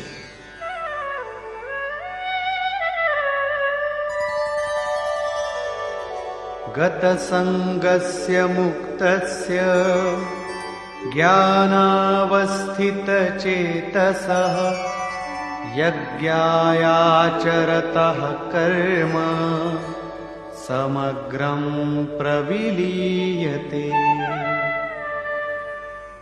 હે અર્જુન, યજ્ઞાયાચરત કર્મ, યજ્ઞનું આચરણ જ કર્મ છે અને સાક્ષાત્કારનું નામ જ જ્ઞાન છે. આ યજ્ઞનું આચરણ કરીને સાક્ષાત્કારની સાથે જ્ઞાનમાં સ્થિત સંગદોષ અને આસક્તિથી રહિત મુક્ત પુરુષના સંપૂર્ણ કર્મ સારી રીતે વિલીન થઈ જાય છે.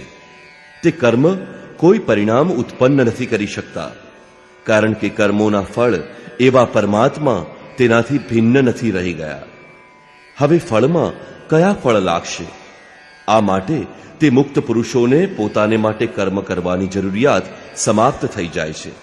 છતાં પણ લોક સંગ્રહ માટે તેઓ કર્મ કરે જ છે, અને કરતા છતાં પણ તેઓ કર્મોથી લિપ્ત થતા નથી. તેઓ કર્મ કરે જ છે, છતાં લિપ્ત કેમ નથી થતા? આ વિશે શ્રી કૃષ્ણ કહે છે,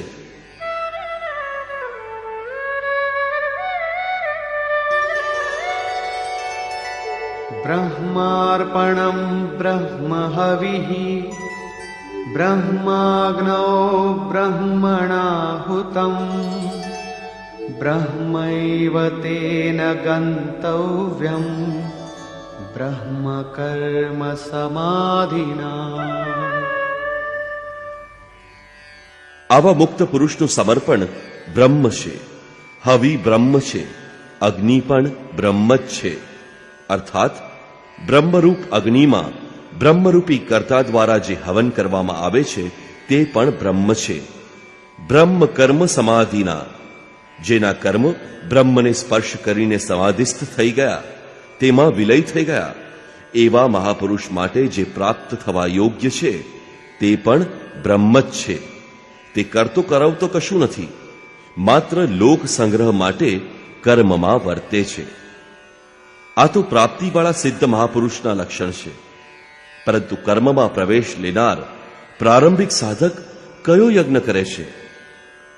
પાછલા અધ્યાયમાં શ્રી કૃષ્ણએ કહ્યું હતું, અર્જુન કર્મ કર. કયું કર્મ? તેમણે કહ્યું, નિયત કર્મ. નિર્ધારિત કરેલા કર્મને કર. નિર્ધારિત કર્મ કયું છે? તો યજ્ઞાર્થાત કર્મણોન્યત્ર લોકોયમ કર્મ બંધનઃ. હે અર્જુન, યજ્ઞની પ્રક્રિયા જ કર્મ છે. આ યજ્ઞ સિવાય બીજે જે કંઈ કરવામાં આવે તે આ લોકનું જ બંધન છે, નહીં કે કર્મ. કર્મ તો સંસાર બંધનથી મોક્ષ અપાવે છે. માટે તદર્થમ કર્મ કૌંતેય મુક્તસ્યમ સમાચર. તે યજ્ઞની પૂર્તિ માટે સંગ દોષથી અલગ રહીને સારી રીતે યજ્ઞનું આચરણ કર. અહીં એક નવીન પ્રશ્ન યોગેશ્વરે કર્યો કે તે યજ્ઞ શું છે જેને કરીએ અને કર્મ અમારાથી પાર પડે? તેમણે કર્મની વિશેષતાઓ ઉપર ભાર મૂક્યો અને જણાવ્યું કે યજ્ઞ ક્યાંથી આવ્યો, યજ્ઞ શું આપે છે, તેની વિશેષતાઓનું ચિત્રણ કર્યું. પરંતુ હજી સુધી એ નથી બતાવ્યું કે યજ્ઞ શું છે. હવે અહીં એ યજ્ઞને સ્પષ્ટ કરે છે.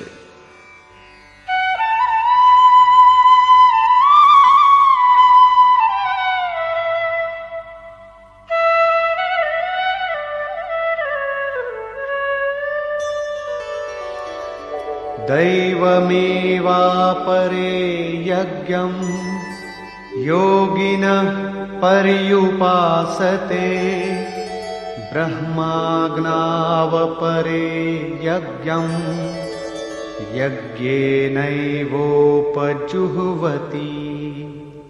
આગળના શ્લોકમાં યોગેશ્વર શ્રી કૃષ્ણએ પરમાત્મા સ્થિત મહાપુરુષના યજ્ઞનું નિરૂપણ કર્યું હતું.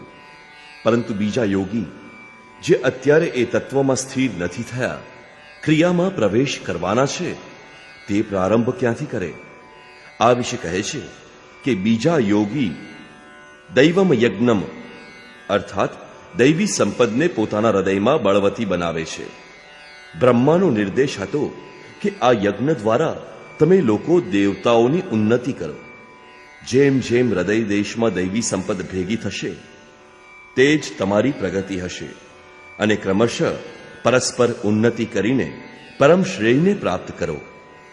દૈવી સંપદને હૃદય દેશમાં બળવાન બનાવવી એ પ્રારંભિક શ્રેણીના યોગીઓનો યજ્ઞ છે. આ દૈવી સંપદ અધ્યાય 16ના આરંભમાં 3 શ્લોકોમાં વર્ણવેલી છે. તે છે તો સૌમાં માત્ર મહત્વપૂર્ણ કર્તવ્ય સમજીને એને જાગૃત કરવામાં આવે, તેમાં જ લાગી રહેવામાં આવે. આનો જ સંકેત કરતા યોગેશ્વરે કહ્યું કે હે અર્જુન, તું શોક ન કર, કારણ કે તું દૈવી સંપદને પામેલો છે. તું મારામાં નિવાસ કરીશ, મારા જ શાશ્વત રૂપને પ્રાપ્ત કરીશ. કારણ કે આ દૈવી સંપદ પરમ કલ્યાણ માટે જ છે અને આનાથી વિપરીત આસુરી સંપદ નીચ અને અધમ યોનિઓનું કારણ છે. આ જ આસુરી સંપદનું હવન થવા લાગે છે, માટે આ યજ્ઞ છે અને અહીંથી જ યજ્ઞનો પ્રારંભ થાય છે. બીજા યોગી બ્રહ્માજ્ઞો પરબ્રહ્મ પરમાત્મા સ્વરૂપ અગ્નિમાં યજ્ઞ દ્વારા જ યજ્ઞનું અનુષ્ઠાન કરે છે. શ્રી કૃષ્ણએ આગળ બતાવ્યું કે આ શરીરમાં અધિયજ્ઞ હું છું. યજ્ઞોના અધિષ્ઠાતા અર્થાત યજ્ઞ જેમાં વિલય થાય છે તે પુરુષ હું છું. શ્રી કૃષ્ણ એક યોગી હતા, સદ્ગુરુ હતા. આ રીતે બીજા યોગીઓ બ્રહ્મરૂપી અગ્નિમાં યજ્ઞ અર્થાત યજ્ઞ સ્વરૂપને ઉદ્દેશીને યજ્ઞનું અનુષ્ઠાન કરે છે. સારાંશ એ છે કે સદ્ગુરુના સ્વરૂપનું ધ્યાન કરે છે.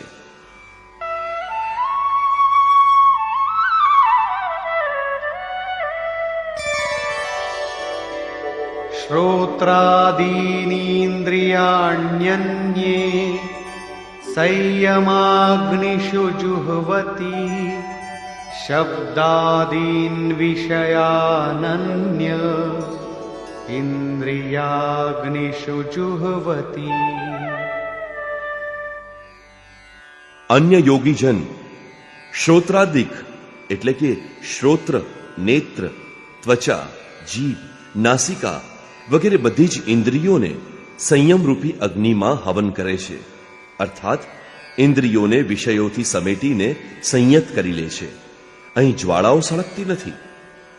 અગ્નિમાં નાખવાથી દરેક વસ્તુ જેમ ભસ્મીભૂત થઈ જાય છે, તે જ પ્રકારે સંયમ એક અગ્નિ છે જે ઇન્દ્રિયોના સંપૂર્ણ બહિર્મુખી પ્રવાહને દગ્ધ કરી દે છે. બીજા યોગી શબ્દાદિક એટલે કે શબ્દ, સ્પર્શ, રૂપ, રસ, ગંધ વગેરે વિષયોને ઇન્દ્રિય રૂપ અગ્નિમાં હવન કરી દે છે. અર્થાત એમનો આશય બદલીને સાધનાપરક બનાવી દે છે. સાધકે સંસારમાં રહીને જ ભજન કરવું પડે છે. સાંસારિક લોકોના સારા નરસા શબ્દો તેને અથડાય છે. વિષયોત્તેજક શબ્દોને સાંભળતા જ સાધક તેમના આશયને યોગ, વૈરાગ્ય સહાયક, વૈરાગ્યોત્તેજક ભાવોને બદલીને ઇન્દ્રિય રૂપી અગ્નિમાં હવન કરી દે છે. જેમ કે અર્જુન એકવાર પોતાના ચિંતનમાં હતો. અકસ્માત એના કર્ણ પ્રદેશમાં સંગીત લહરીનો જડકાર થયો. તેણે માથું ઊંચકીને જોયું તો ઉર્વશી ઊભી હતી, જે એક નૃત્યાંગના હતી. સૌ એના રૂપ ઉપર વારી જઈને મુગ્ધ થઈ ઝૂમી ઉઠ્યા હતા. પરંતુ અર્જુને તેને સ્નેહપૂર્ણ દ્રષ્ટિથી માતા સમાન જોઈ. તે શબ્દરૂપે આવેલા વિકાર વિલીન થઈ ગયા, ઇન્દ્રિયોના અંતરાલમાં જ સમાઈ ગયા. અહીં ઇન્દ્રિયો જ અગ્નિ છે.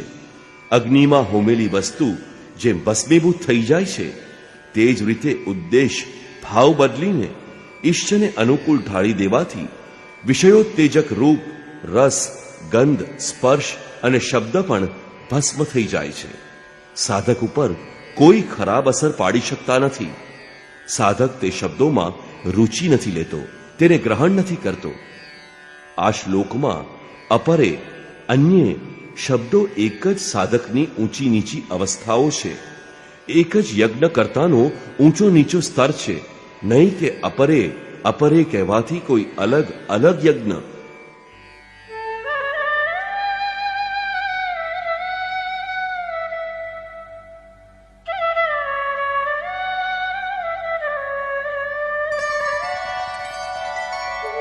सर्वाणीन्द्रियकर्माणि प्राणकर्माणि चापरे आत्मसंयमयोगाग्नौ जुह्वति ज्ञानदीपिते.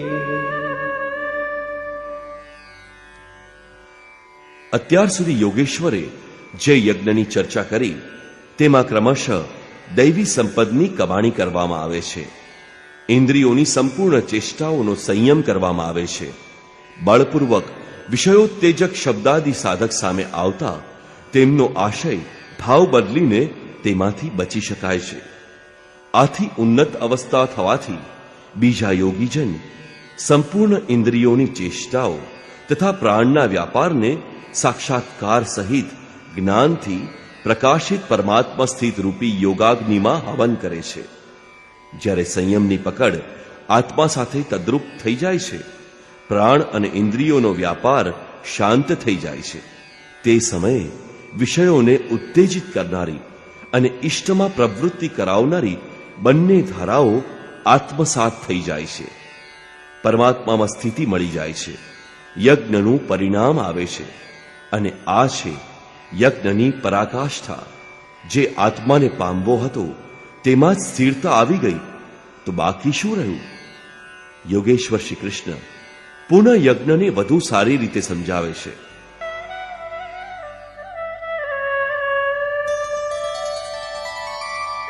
દ્રવ્યયજ્ઞાસ્તપો યજ્ઞા યોગયજ્ઞાસ્તથા પરે સ્વાધ્યાયજ્ઞાનયજ્ઞાશ્ચ યતયઃ સંશિતવ્રતા. અનેક લોકો દ્રવ્ય યજ્ઞ કરે છે, અર્થાત આત્મપથમાં મહાપુરુષોની સેવામાં પત્રપુષ્પ અર્પણ કરે છે. તે સમર્પણની સાથે મહાપુરુષોની સેવામાં દ્રવ્ય વાપરે છે. શ્રી કૃષ્ણ આગળ જતા કહે છે કે ભક્તિભાવથી પત્રપુષ્પ, ફળ, જળ જે કંઈ મને આપે છે એને હું આરોગું છું અને તેનું પરમ કલ્યાણ કરું છું. આ પણ યજ્ઞ જ છે. દરેક આત્માની સેવા કરવી, માર્ગ ભૂલેલાને આત્મપથ ઉપર લાવવો દ્રવ્ય યજ્ઞ છે. કારણ કે પ્રાકૃતિક સંસ્કારોને તે બાળવાને સમર્થ છે. આ રીતે કેટલાક પુરુષ તપોયજ્ઞ સ્વધર્મ પાલનમાં ઇન્દ્રિયોને તપાવે છે, અર્થાત સ્વભાવથી ઉત્પન્ન ક્ષમતા મુજબ યજ્ઞની નિમ્ન અને ઉન્નત અવસ્થાઓ વચ્ચે તપે છે. આ માર્ગની અલ્પ જાણકારી હોવાથી પહેલી શ્રેણીનો સાધક શુદ્ર પરિચર્યા દ્વારા, વૈશ્ય દૈવી સંપદના સંગ્રહ દ્વારા, ક્ષત્રિય કામ ક્રોધાદિના ઉન્મૂલન દ્વારા અને બ્રાહ્મણ બ્રહ્મમાં પ્રવેશની યોગ્યતાના સ્તરથી ઇન્દ્રિયોને તપાવે છે. આ સૌને એક સરખો પરિશ્રમ કરવો પડે છે. હકીકતમાં યજ્ઞ એક જ છે. અવસ્થા મુજબ ઊંચી નીચી શ્રેણીઓ પસાર થતી જાય છે. પૂજ્ય મહારાજજી કહેતા કે મન સહિત ઇન્દ્રિયોને અને શરીરને લક્ષ્યને અનુરૂપ તપાવવું એ જ તપ છે. મન ઇન્દ્રિયો લક્ષ્યથી દૂર ભાગશે એમને સમેટીને ત્યાં જ લગાવો. અનેક પુરુષ યોગ યજ્ઞનું આચરણ કરે છે. પ્રકૃતિમાં ભટકતા આત્માનું પ્રકૃતિથી પર એવા આત્મા સાથેના મિલનનું નામ જ યોગ છે. યોગની પરિભાષા અધ્યાય 6માં જોવા યોગ્ય છે. સામાન્ય રીતે બે વસ્તુઓના મિલનને યોગ કહેવાય છે. કાગળ જોડે કલમ મળી જાય, થાળી અને મેજ મળે તો શું યોગ થયો કહેવાય? ના, આ તો પંચભૂતોથી બનેલા પદાર્થ છે. તે એક જ છે. બે ક્યાં છે? બે તો પ્રકૃતિ અને પુરુષ છે. પ્રકૃતિમાં સ્થિત આત્મા પોતાના જ શાશ્વત રૂપ પરમાત્મામાં પ્રવેશ પામે છે તો પ્રકૃતિ પુરુષમાં વિલીન થઈ જાય છે. આ જ યોગ છે. માટે અનેક પુરુષ આ મિલનમાં સહાયક તેવા શમ, દમ વગેરે નિયમોનું સારી પેઠે આચરણ કરે છે.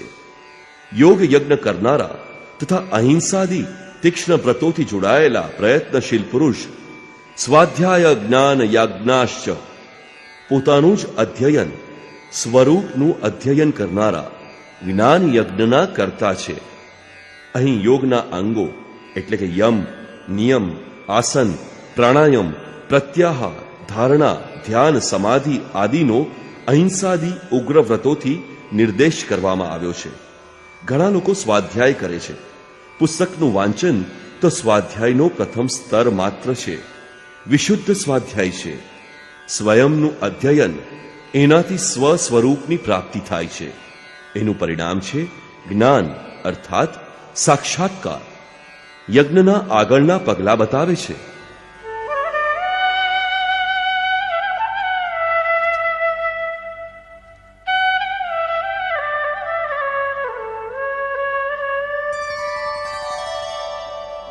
अपाने जुह्वति प्राणम् प्राणे पानं तथा परे प्राणापानगतिरुद्ध्वा प्राणायामपरायणा।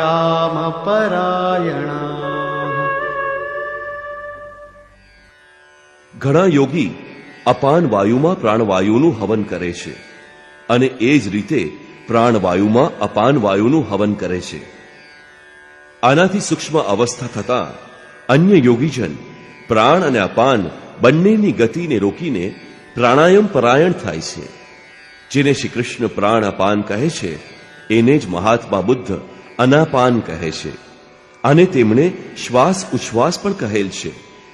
જે શ્વાસ તમે અંદર લો છો તે પ્રાણ અને જે શ્વાસ તમે બહાર કાઢો છો તે અપાન છે. યોગીઓની અનુભૂતિ છે કે તમે શ્વાસની સાથે બાહ્ય વાયુમંડળના સંકલ્પ પણ ગ્રહણ કરો છો અને પ્રશ્વાસમાં આ જ રીતે આંતરિક સારા નરસા ચિંતનની લહેર ફેંકતા રહો છો.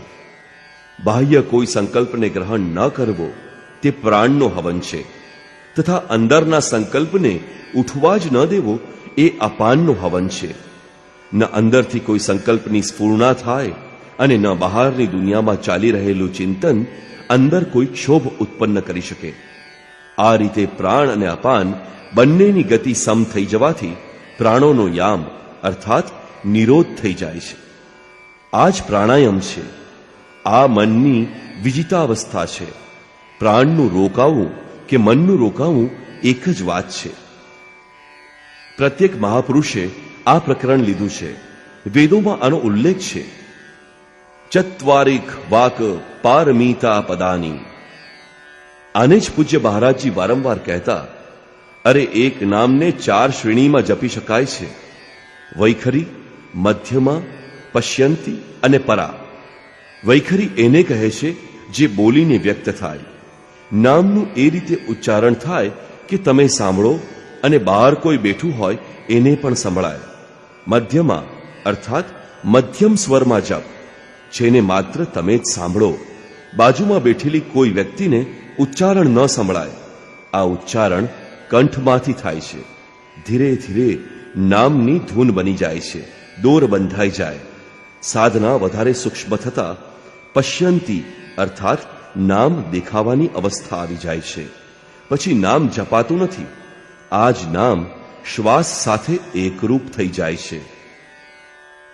મનને દ્રષ્ટા બનાવીને ખડું કરી દો, પછી માત્ર જોતા જ રહેવાનું કે શ્વાસ શું કહે છે. શ્વાસ આવે છે ક્યારે, બહાર નીકળે છે ક્યારે, શું કહે છે. મહાપુરુષોનું કહેવું છે કે આ શ્વાસ નામ સિવાય કશુંએ કહે જ નહીં. સાધક નામનો જપ નથી કરતો, કેવળ તેમાંથી ઉઠનારી ધૂનને સાંભળે છે. શ્વાસને માત્ર જોતો રહે છે, માટે આને પશ્યંતી કહે છે. પશ્યંતીમાં મનને દ્રષ્ટાના રૂપમાં ખડું કરવું પડે છે, પરંતુ સાધન એથીએ વધુ ઉન્નત થતા સાંભળવું પણ નથી પડતું. એકવાર સુરતા સધાઈ જાય પછી સ્વતઃ સંભળાવા લાગશે. જપઈ ન જપાવઈ અપનઈ સો આવઈ. ન સ્વયં જપો ન મનને સાંભળવા માટે બાધ્ય કરો. જપ ચાલતો જ રહે. આનું નામ છે અજપા. એવું નથી કે જપનો પ્રારંભ જ ન કરો અને થઈ ગયા અજપા. કોઈ જપનો પ્રારંભ જ ન કરે તો અજપા નામની કોઈ વસ્તુ તેની પાસે હોય જ નહીં. અજપાનો અર્થ છે આપણે જપીએ પરંતુ જપ આપણો સાથ ન છોડે. એકવાર સુરતા સંધાઈ જાય તો જપ પ્રવાહિત થઈ જાય અને સતત ચાલતો જ રહે. આવા સ્વાભાવિક જપનું નામ છે અજપા અને આ જ છે પરાવાણીનો જપ.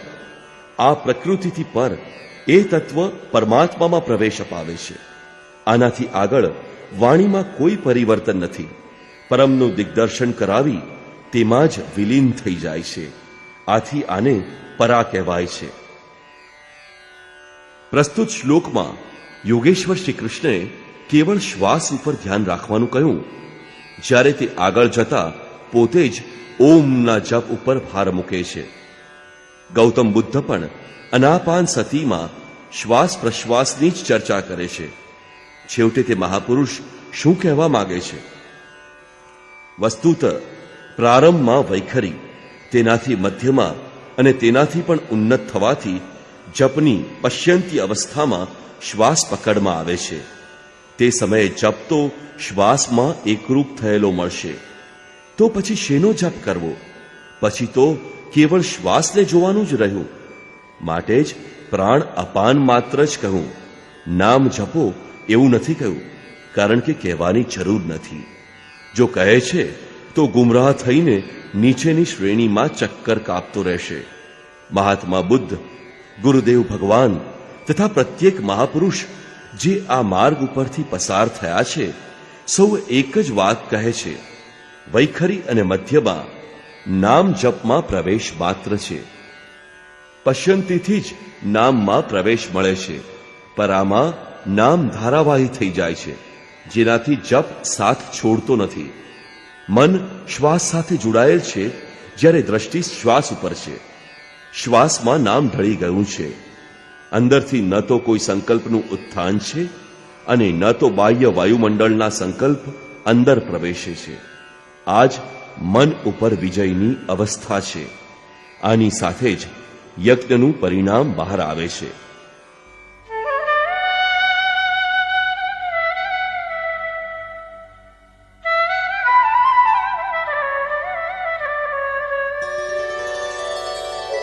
अपरे नियताहाराः प्राणान् प्राणेषु जुह्वति सर्वेप्येते यज्ञविदो यज्ञक्षपितकल्मषाः.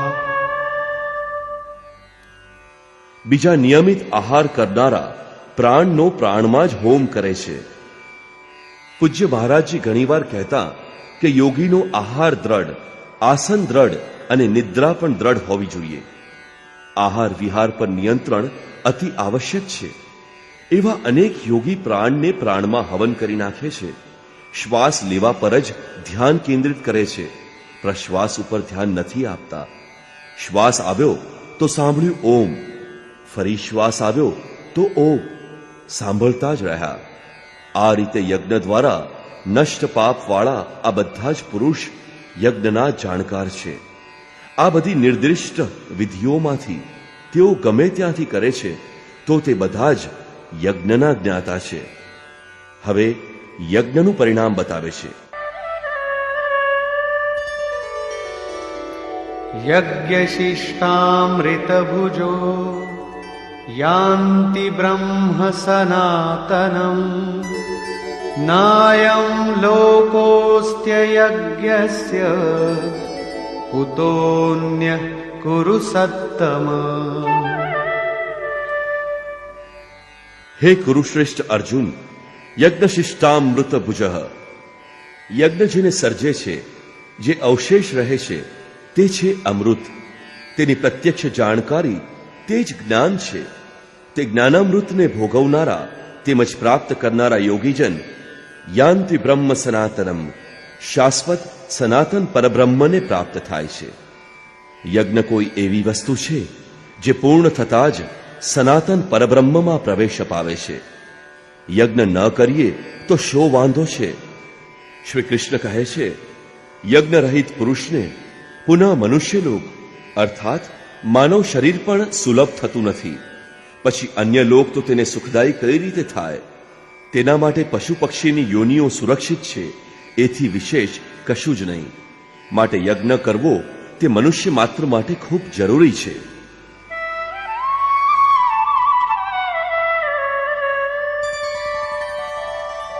एवं बहुविधा यज्ञा वितता ब्रह्मणो मुखे कर्मजान् विद्धितान् सर्वान् एवं ज्ञात्वा विमोक्ष्यसे. આ રીતે ઉપરયુક્ત અનેક પ્રકારના યજ્ઞ વેદની વાણીમાં દર્શાવ્યા છે, બ્રહ્માના મુખેથી જ કહેવાયા છે. પ્રાપ્તિ પછી મહાપુરુષોના શરીરને પરબ્રહ્મ ધારણ કરી લે છે. બ્રહ્મથી અભિન્ન અવસ્થાવાળા તે મહાત્માઓની બુદ્ધિ માત્ર યંત્ર જ હોય છે. એમના દ્વારા તે બ્રહ્મ જ બોલે છે. તેમની વાણીમાં આ યજ્ઞોનો વિસ્તાર કરવામાં આવ્યો છે. આ બધા યજ્ઞોને તું કર્મજાન વિદ્ધિ, કર્મથી પેદા થયેલા જાણ. આ પહેલા પણ કહેવાયેલું છે, યજ્ઞ કર્મ સમુદ્ભવ. એમને આ રીતે ક્રિયાત્મક જાણી લેવાથી હમણાં જ બતાવ્યું હતું કે યજ્ઞ કરીને જેમના પાપ નષ્ટ થઈ ગયા છે તેઓ યજ્ઞના યથાર્થ જ્ઞાતા છે. હે અર્જુન, તું વિમોક્ષ્યસે, સંસાર બંધનથી પૂર્ણ રીતે છૂટી જઈશ. યોગેશ્વરે કર્મને સ્પષ્ટ કરી દીધું. તે ક્રિયા કર્મ છે જેના વડે ઉપરયુક્ત યજ્ઞ પૂર્ણ થાય છે. હવે જો દૈવી સંપદની કમાણી, સદગુરુનું ધ્યાન, ઇન્દ્રિયોનો સંયમ, શ્વાસોનો પ્રશ્વાસમાં હવન, પ્રશ્વાસોનો શ્વાસમાં હવન, પ્રાણ અપાનની ગતિનો નિરોધ, ખેતી કરવાથી, વેપાર નોકરી કે રાજનીતિ કરવાથી થતો હોય તો તેમ કરો. યજ્ઞ તો એવી ક્રિયા છે જે સમાપ્ત થતાં જ પરબ્રહ્મમાં પ્રવેશ અપાવી દે છે. બાહ્ય કોઈ પણ કાર્ય વડે તમને તત્ક્ષણ બ્રહ્મમાં પ્રવેશ મળી જતો હોય તો કરો. હકીકતમાં આ સૌ યજ્ઞ ચિંતનની અંતરક્રિયાઓ છે, આરાધનાનું ચિત્રણ છે. તેનાથી આરાધ્ય દેવ વિદિત થાય છે. યજ્ઞ એ આરાધ્ય દેવ સુધીનું અંતર કાપવાની નિર્ધારિત પ્રક્રિયા વિશેષ છે. આ યજ્ઞ શ્વાસ પ્રશ્વાસ, પ્રાણાયામ વગેરે જે ક્રિયાથી સંપન્ન થાય છે તે કાર્યપ્રણાલીનું નામ કર્મ છે. કર્મનો શુદ્ધ અર્થ છે આરાધના, ચિંતન. ઘણીવાર લોકો કહે છે કે સંસારમાં કંઈ પણ કરવામાં આવે તે બની ગયું કર્મ. કામના રહિત થઈને કંઈ પણ કરતા રહો તો તે થઈ રહ્યો નિષ્કામ કર્મયોગ. કોઈ કહે છે કે અધિક લાભ માટે વિદેશી વસ્ત્ર વેચો છો તો તમે સકામી છો. દેશ સેવા માટે સ્વદેશી વેચો તો તે થયો નિષ્કામ કર્મયોગ. નિષ્ઠાપૂર્વક નોકરી કરવામાં આવે, લાભ હાનિની ચિંતાથી મુક્ત થઈને વેપાર કરવામાં આવે તો થઈ ગયો નિષ્કામ કર્મયોગ. જય પરાજયની ભાવનાથી મુક્ત થઈને યુદ્ધ કરો, ચૂંટણી લડો તો શું થઈ ગયા નિષ્કર્મી? મરશો તો મુક્તિ મળી જશે? હકીકતમાં આવું કશું જ નથી. યોગેશ્વર શ્રી કૃષ્ણએ સ્પષ્ટ શબ્દોમાં કહ્યું છે કે આ નિષ્કામ કર્મમાં નિર્ધારિત ક્રિયા એક જ છે. વ્યવસાયાત્મિકા બુદ્ધિ રેકેહ કુરુનંદન. અર્જુન, તું નિર્ધારિત કર્મ કર. યજ્ઞની પ્રક્રિયા જ કર્મ છે. યજ્ઞ શું છે? શ્વાસ પ્રશ્વાસનો હવન, ઇન્દ્રિયોનો સંયમ, યજ્ઞ સ્વરૂપ મહાપુરુષનું ધ્યાન, પ્રાણાયામ, પ્રાણોનો નિરોધ. આ જ મનની વિજેતા અવસ્થા છે. જગત મનનો જ પ્રસાર છે. શ્રી કૃષ્ણના શબ્દોમાં ઇહૈવ તૈર્જિત સર્ગો યેશા સામ્યે સ્થિતમ મનઃ. જેનું મન સબત્વમાં સ્થિત છે એ પુરુષો દ્વારા ચરાચર જગત અહીં જ જીતી લેવાયું. મનનું સબત્વ અને જગતને જીતવું એ બંનેને શો સંબંધ? જો જગતને જીતી જ લીધું છે તો અટક્યું છે ક્યાં? ત્યારે કહે છે તે બ્રહ્મ નિર્દોષ અને સમ છે. આ બાજુ મન પણ નિર્દોષ અને સમત્વની સ્થિતિવાળું થઈ ગયું. તેથી તે બ્રહ્મમાં સ્થિત થઈ જાય છે. સારાંશ એ કે મનનો પ્રસાર જ જગત છે. ચરાચર જગત જ હવન સામગ્રીના રૂપમાં છે. મનનો સર્વથા નિરોધ થતાં જ જગતનો નિરોધ થઈ જાય છે. મનના નિરોધ સાથે જ યજ્ઞનું પરિણામ આવે છે. યજ્ઞ જેનું સર્જન કરે છે તે જ્ઞાનામૃતનું પાન કરનાર પુરુષ સનાતન બ્રહ્મમાં પ્રવિષ્ટ થઈ જાય છે. આ બધા યજ્ઞો બ્રહ્મસ્થિત મહાપુરુષોની વાણી દ્વારા કહેવાયેલા છે. એવું નથી કે અલગ અલગ સંપ્રદાયોના સાધક અલગ અલગ પ્રકારના યજ્ઞો કરે છે, પરંતુ બધા યજ્ઞ એક જ સાધકની ઊંચી નીચી અવસ્થાઓ છે. આ યજ્ઞો જેના વડે થવા લાગે તે ક્રિયાનું નામ કર્મ છે. આખી ગીતામાં એક પણ શ્લોક એવો નથી જે સાંસારિક કાર્યોનું સમર્થન કરતો હોય. ઘણું કરીને લોકો યજ્ઞનું નામ પડતા જ બહાર યજ્ઞવેદી બનાવી તલ જવ લઈને સ્વાહા બોલતા બોલતા હવનનો પ્રારંભ કરી દે છે. આ તો એક વંચના છે. દ્રવ્ય યજ્ઞ કંઈક બીજું જ છે. એ વિશે શ્રી કૃષ્ણએ ઘણીવાર કહ્યું છે પરંતુ પશુ બલિ, વસ્તુ હોમવા વગેરે સાથે તેને કોઈ સંબંધ નથી.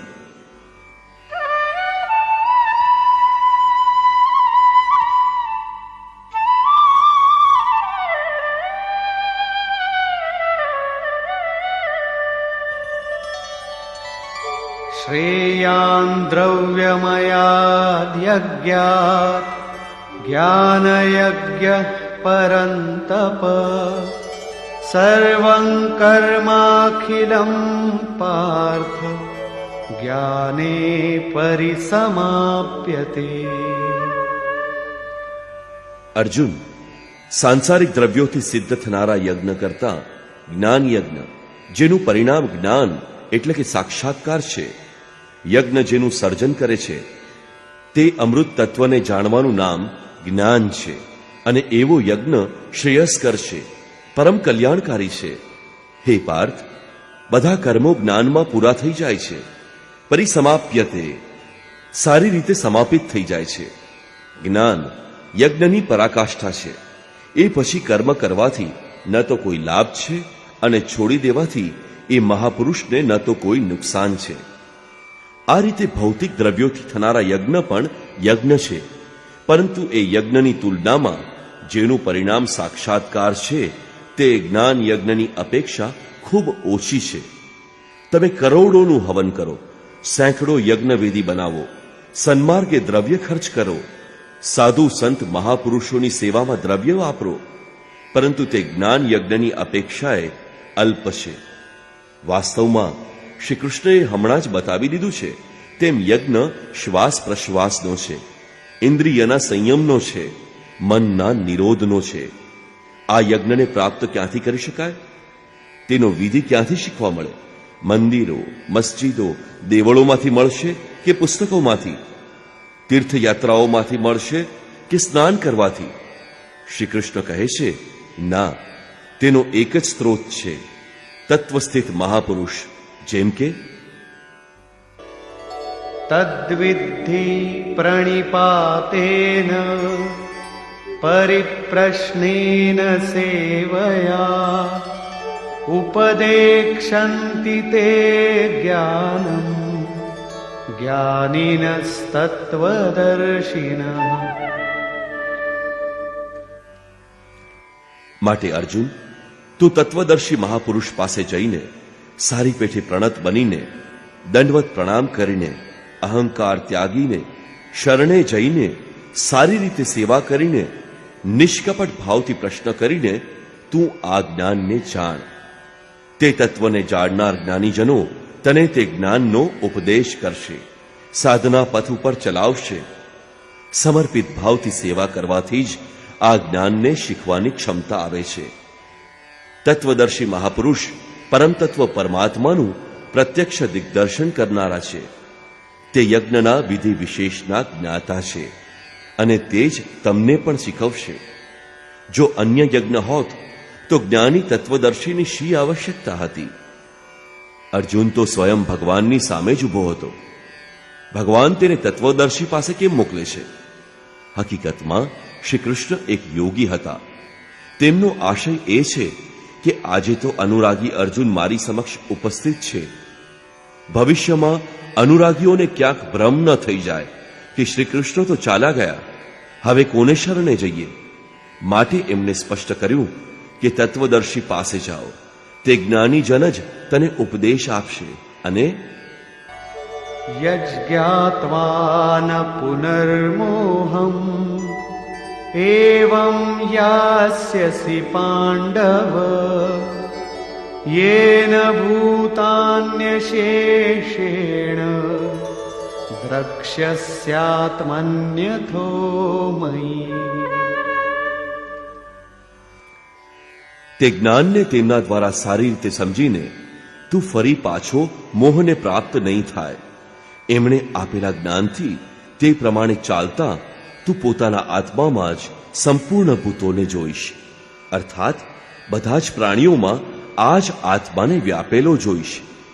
જ્યારે સર્વત્ર એક જ આત્મા વ્યાપેલો છે તે જોવાની ક્ષમતા આવી જશે પછી તું મારામાં પ્રવેશ કરીશ. માટે એ પરમાત્માને પામવાનું સાધન તત્વસ્થિત મહાપુરુષ દ્વારા જ છે. જ્ઞાનની બાબતમાં, ધર્મ અને શાશ્વત સત્યની બાબતમાં શ્રી કૃષ્ણ પ્રમાણે કોઈ તત્વદર્શીને જ પૂછવાનું વિધાન છે.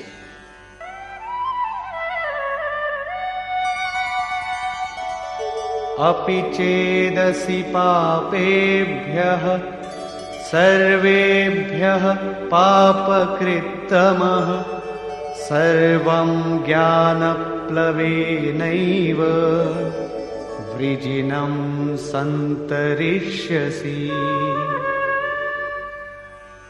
હે અર્જુન, જો તું સર્વ પાપીઓ કરતા પણ વધુ પાપ કરનારો હોય તો પણ જ્ઞાનરૂપી નૌકા દ્વારા બધા જ પાપોને નિસંદેહ સારી રીતે તરી જઈશ. એનો આશય તમે એવો ન કરતા કે વધુમાં વધુ પાપ કરીને પણ ક્યારેક તરી જવાય. શ્રી કૃષ્ણનો આશય માત્ર આ જ છે કે ક્યાંક તમે ભ્રમમાં ન રહો કે અમે તો પાપી છીએ, અમે પાર નહીં ઉતરીએ. એવો કોઈ અર્થ કાઢી ન બેસો. માટે શ્રી કૃષ્ણ પ્રોત્સાહન અને આશ્વાસન આપે છે કે બધા પાપીઓના પાપોના સમૂહ કરતા પણ અધિક પાપ કરનારા હો તો પણ તત્વદર્શીઓ પાસેથી મળેલી જ્ઞાનરૂપી નૌકા દ્વારા હે અર્જુન, તું નિસંદેહ સંપૂર્ણ પાપોથી સારી રીતે ઉગરી જઈશ. એ કેવી રીતે?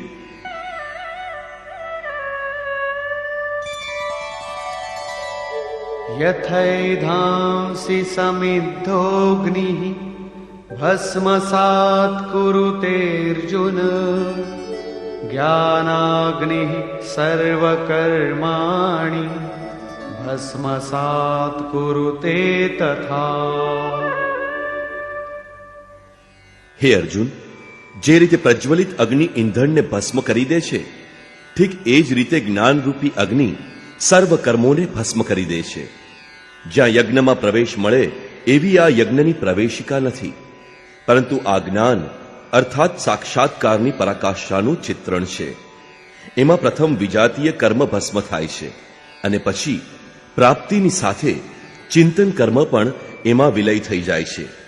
જે પામવાનું હતું એ તો પામી લીધું, હવે આગળ ચિંતન કરી કોને શોધીએ? આવા સાક્ષાત્કારી જ્ઞાની સંપૂર્ણ શુભાશુભ કર્મોનો અંત લાવી દેશે. તે સાક્ષાત્કાર ક્યાં થશે?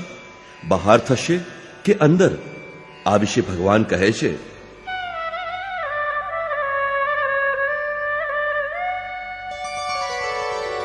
नहि ज्ञानेन सदृशं पवित्रमिह विद्यते तत्स्वयं योग संसिद्धः कालेनात्मनि विन्दति.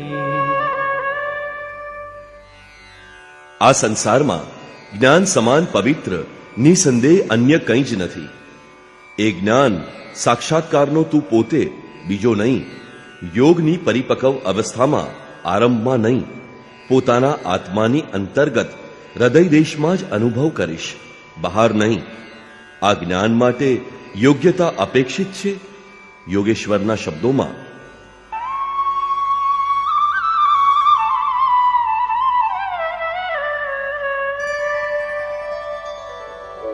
श्रद्धावान् लभते ज्ञानं तत्परः संयतेन्द्रियः ज्ञानं लब्ध्वा परां शान्तिम् अचिरेणाधिगच्छति. શ્રદ્ધાવાન, તત્પર તથા સંયતેન્દ્રિય પુરુષ જ જ્ઞાન પ્રાપ્ત કરી શકે છે. ભાવપૂર્વક જિજ્ઞાસા નથી તો તત્વદર્શીને શરણે જવાથી પણ જ્ઞાનની પ્રાપ્તિ નહીં થાય. કેવળ શ્રદ્ધા જ પર્યાપ્ત નથી. શ્રદ્ધાવાન શિથિલ પ્રયત્નવાળો પણ હોઈ શકે. માટે મહાપુરુષ દ્વારા નિર્દિષ્ટ માર્ગે તત્પરતાથી અગ્રેસર થવાની લગ્ની પણ આવશ્યક છે. આની સાથે સંપૂર્ણ ઇન્દ્રિયોમાં સંયમ અનિવાર્ય છે. જે વાસનાઓથી વિરત નથી તેના માટે સાક્ષાત્કાર, જ્ઞાનની પ્રાપ્તિ કઠિન છે. કેવળ શ્રદ્ધાવાન, આચરણરત, સંયતેન્દ્રિય પુરુષ જ જ્ઞાન પ્રાપ્ત કરે છે. જ્ઞાન પ્રાપ્ત કરીને તે તરત જ પરમ શાંતિ મેળવે છે. તેના પછી કંઈ પણ પામવાનું બાકી રહેતું નથી. આ જ અંતિમ શાંતિ છે. પછી તે ક્યારેય અશાંત નથી થતો. અને જ્યાં શ્રદ્ધા નથી ત્યાં અજ્ઞશ્ચાશ્રદ્દધાનશ્ચ સંશયાત્મા વિનશ્યતિ નાયં લોકોસ્તિ ન પરો ન સુખમ સંશયાત્મનઃ. યજ્ઞની વિધિ વિશેષથી અનભિજ્ઞ એવો અજ્ઞાની, શ્રદ્ધારહિત તથા સંશયયુક્ત પુરુષ આ પરમાર્થ પથથી ભ્રષ્ટ થઈ જાય છે. એમાંય સંશયયુક્ત પુરુષ માટે ન તો સુખ છે, ન તો પુનઃ મનુષ્ય શરીર છે. એના માટે તો પરમાત્મા પણ નથી. માટે તત્વદર્શી મહાપુરુષોની પાસે જઈને આ માર્ગના સંશયનું નિવારણ કરી લેવું જોઈએ. અન્યથા તેઓ તે વસ્તુનો પરિચય કદી નહીં પામી શકે. તો કોણ પામી શકે છે? યોગ સંન્યસ્ત કર્માણમ જ્ઞાન સંચિન્ન સંશયમ આત્મવંતમ ન કર્માણી નિબધ્નન્તિ ધનંજય. જેમના કર્મ યોગ દ્વારા ભગવાનમાં સમાહિત થઈ ચૂક્યા છે, જેનો સંપૂર્ણ સંશય પરમાત્માના પ્રત્યક્ષ જ્ઞાન દ્વારા નષ્ટ થઈ ગયો છે, પરમાત્મા સાથે જોડાયેલા એવા પુરુષને કર્મ બાંધતા નથી. યોગ દ્વારા જ કર્મનું શમન થશે, જ્ઞાનથી જ સંશય નષ્ટ થશે. માટે ભગવાન શ્રી કૃષ્ણ કહે છે,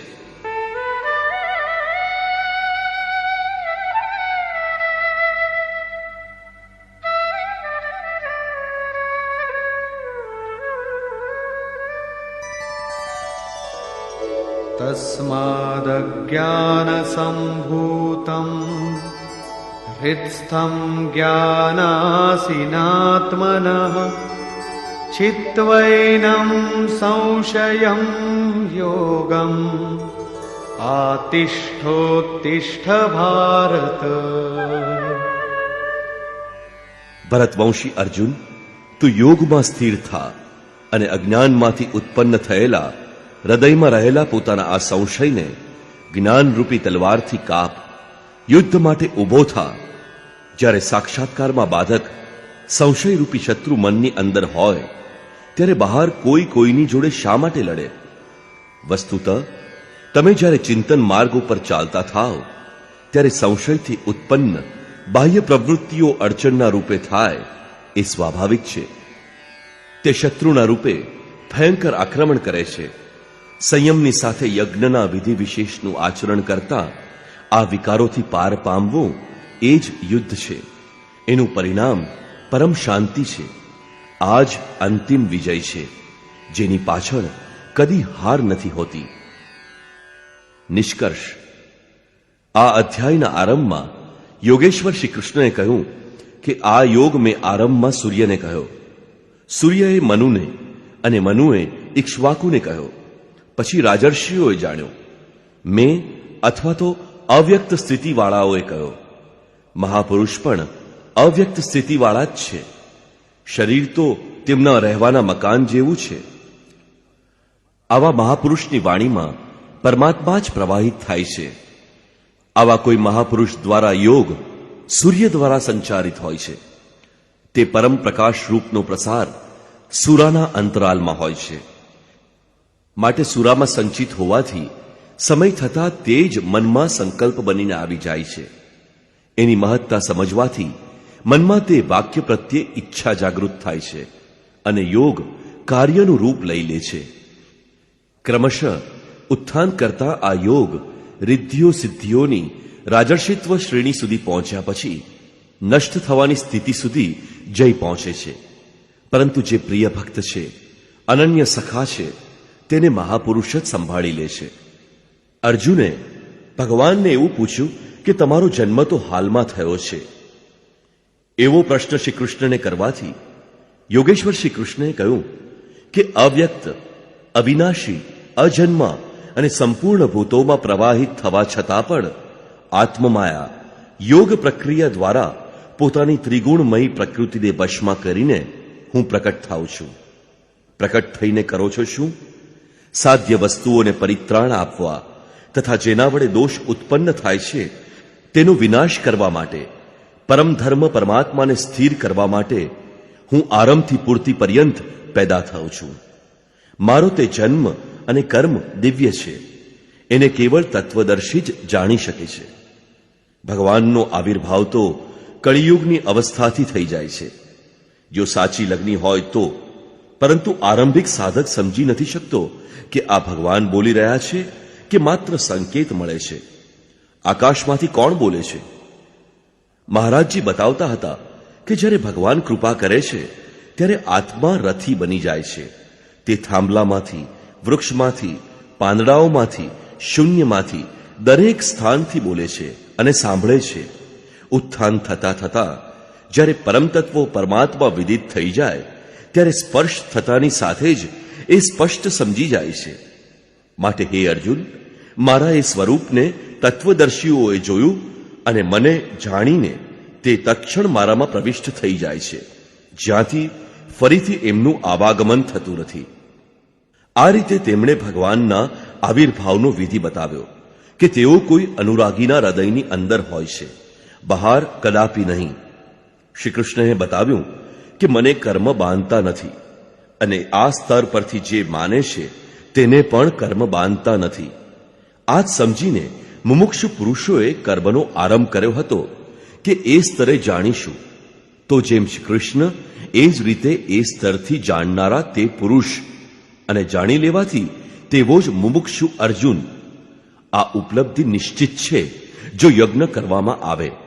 યજ્ઞનું સ્વરૂપ બતાવ્યું, યજ્ઞનું પરિણામ પરમ તત્વ, પરમ શાંતિ બતાવ્યું. આ જ્ઞાન ક્યાંથી મળે? આ માટે કોઈ તત્વદર્શીની પાસે જવાનું અને શી રીતે વર્તવું તે કહ્યું, જેથી તે મહાપુરુષ અનુકૂળ થઈ શકે. યોગેશ્વરે સ્પષ્ટ કહ્યું કે તે જ્ઞાન તું સ્વયં આચરણ કરીને પામીશ, બીજાના આચરણથી તને નહીં મળે. તે પણ યોગની સિદ્ધિના કાળમાં પ્રાપ્ત થશે, પ્રારંભમાં નહીં. તે જ્ઞાન સાક્ષાત્કાર હૃદય દેશમાં થશે, બહાર નહીં. શ્રદ્ધાળુ, તત્પર અને સંયતેન્દ્રિય અને સંશય રહિત પુરુષ જ આને પ્રાપ્ત કરે છે. માટે હૃદયમાં સ્થિત પોતાના સંશયને વૈરાગ્યની તલવારથી કાપ. આ હૃદય દેશની લડાઈ છે. બાહ્ય યુદ્ધથી ગીતોક્ત યુદ્ધનું કોઈ પ્રયોજન નથી. આ અધ્યાયમાં યોગેશ્વર શ્રી કૃષ્ણે મુખ્ય રૂપથી યજ્ઞનું સ્વરૂપ સ્પષ્ટ કર્યું અને કહ્યું કે યજ્ઞ જેનાથી પૂરો થાય છે તેને કરવાનું કાર્યપ્રણાલીનું નામ કર્મ છે. કર્મને આ અધ્યાયમાં સારી રીતે સ્પષ્ટ કર્યું. ઓમ તત્સદિતિ શ્રીમદ ભગવદ્ ગીતાસુપનિષત્સુ બ્રહ્મ વિદ્યાયા યોગશાસ્ત્રે શ્રી કૃષ્ણાર્જુન સંવાદે યજ્ઞ કર્મ સ્પષ્ટીકરણ નામ ચતુર્થોધ્યાય. આ રીતે શ્રીમદ ભગવદ્ ગીતા રૂપી ઉપનિષદ અને બ્રહ્મ વિદ્યા તથા યોગશાસ્ત્ર વિષયક શ્રી કૃષ્ણ અને અર્જુનના સંવાદમાં યજ્ઞ કર્મ સ્પષ્ટીકરણ નામનો ચોથો અધ્યાય પૂર્ણ થાય છે. ઇતિ શ્રીમદ પરમહંસ પરમાનંદસ્ય શિષ્ય સ્વામી અડગળાનંદ કૃતે શ્રીમદ ભાગવદ ગીતાયાઃ યથાર્થ ગીતા ભાષ્યે યજ્ઞ કર્મ સ્પષ્ટીકરણ નામ ચતુર્થોધ્યાય. આ રીતે શ્રીમદ પરમહંસ પરમાનંદજીના શિષ્ય સ્વામી અડગળાનંદ કૃત શ્રીમદ ભગવદ્ ગીતાના ભાષ્ય યથાર્થ ગીતામાં યજ્ઞ કર્મ સ્પષ્ટીકરણ નામનો ચોથો અધ્યાય પૂરો થાય છે. હરિ ઓમ તત્સત.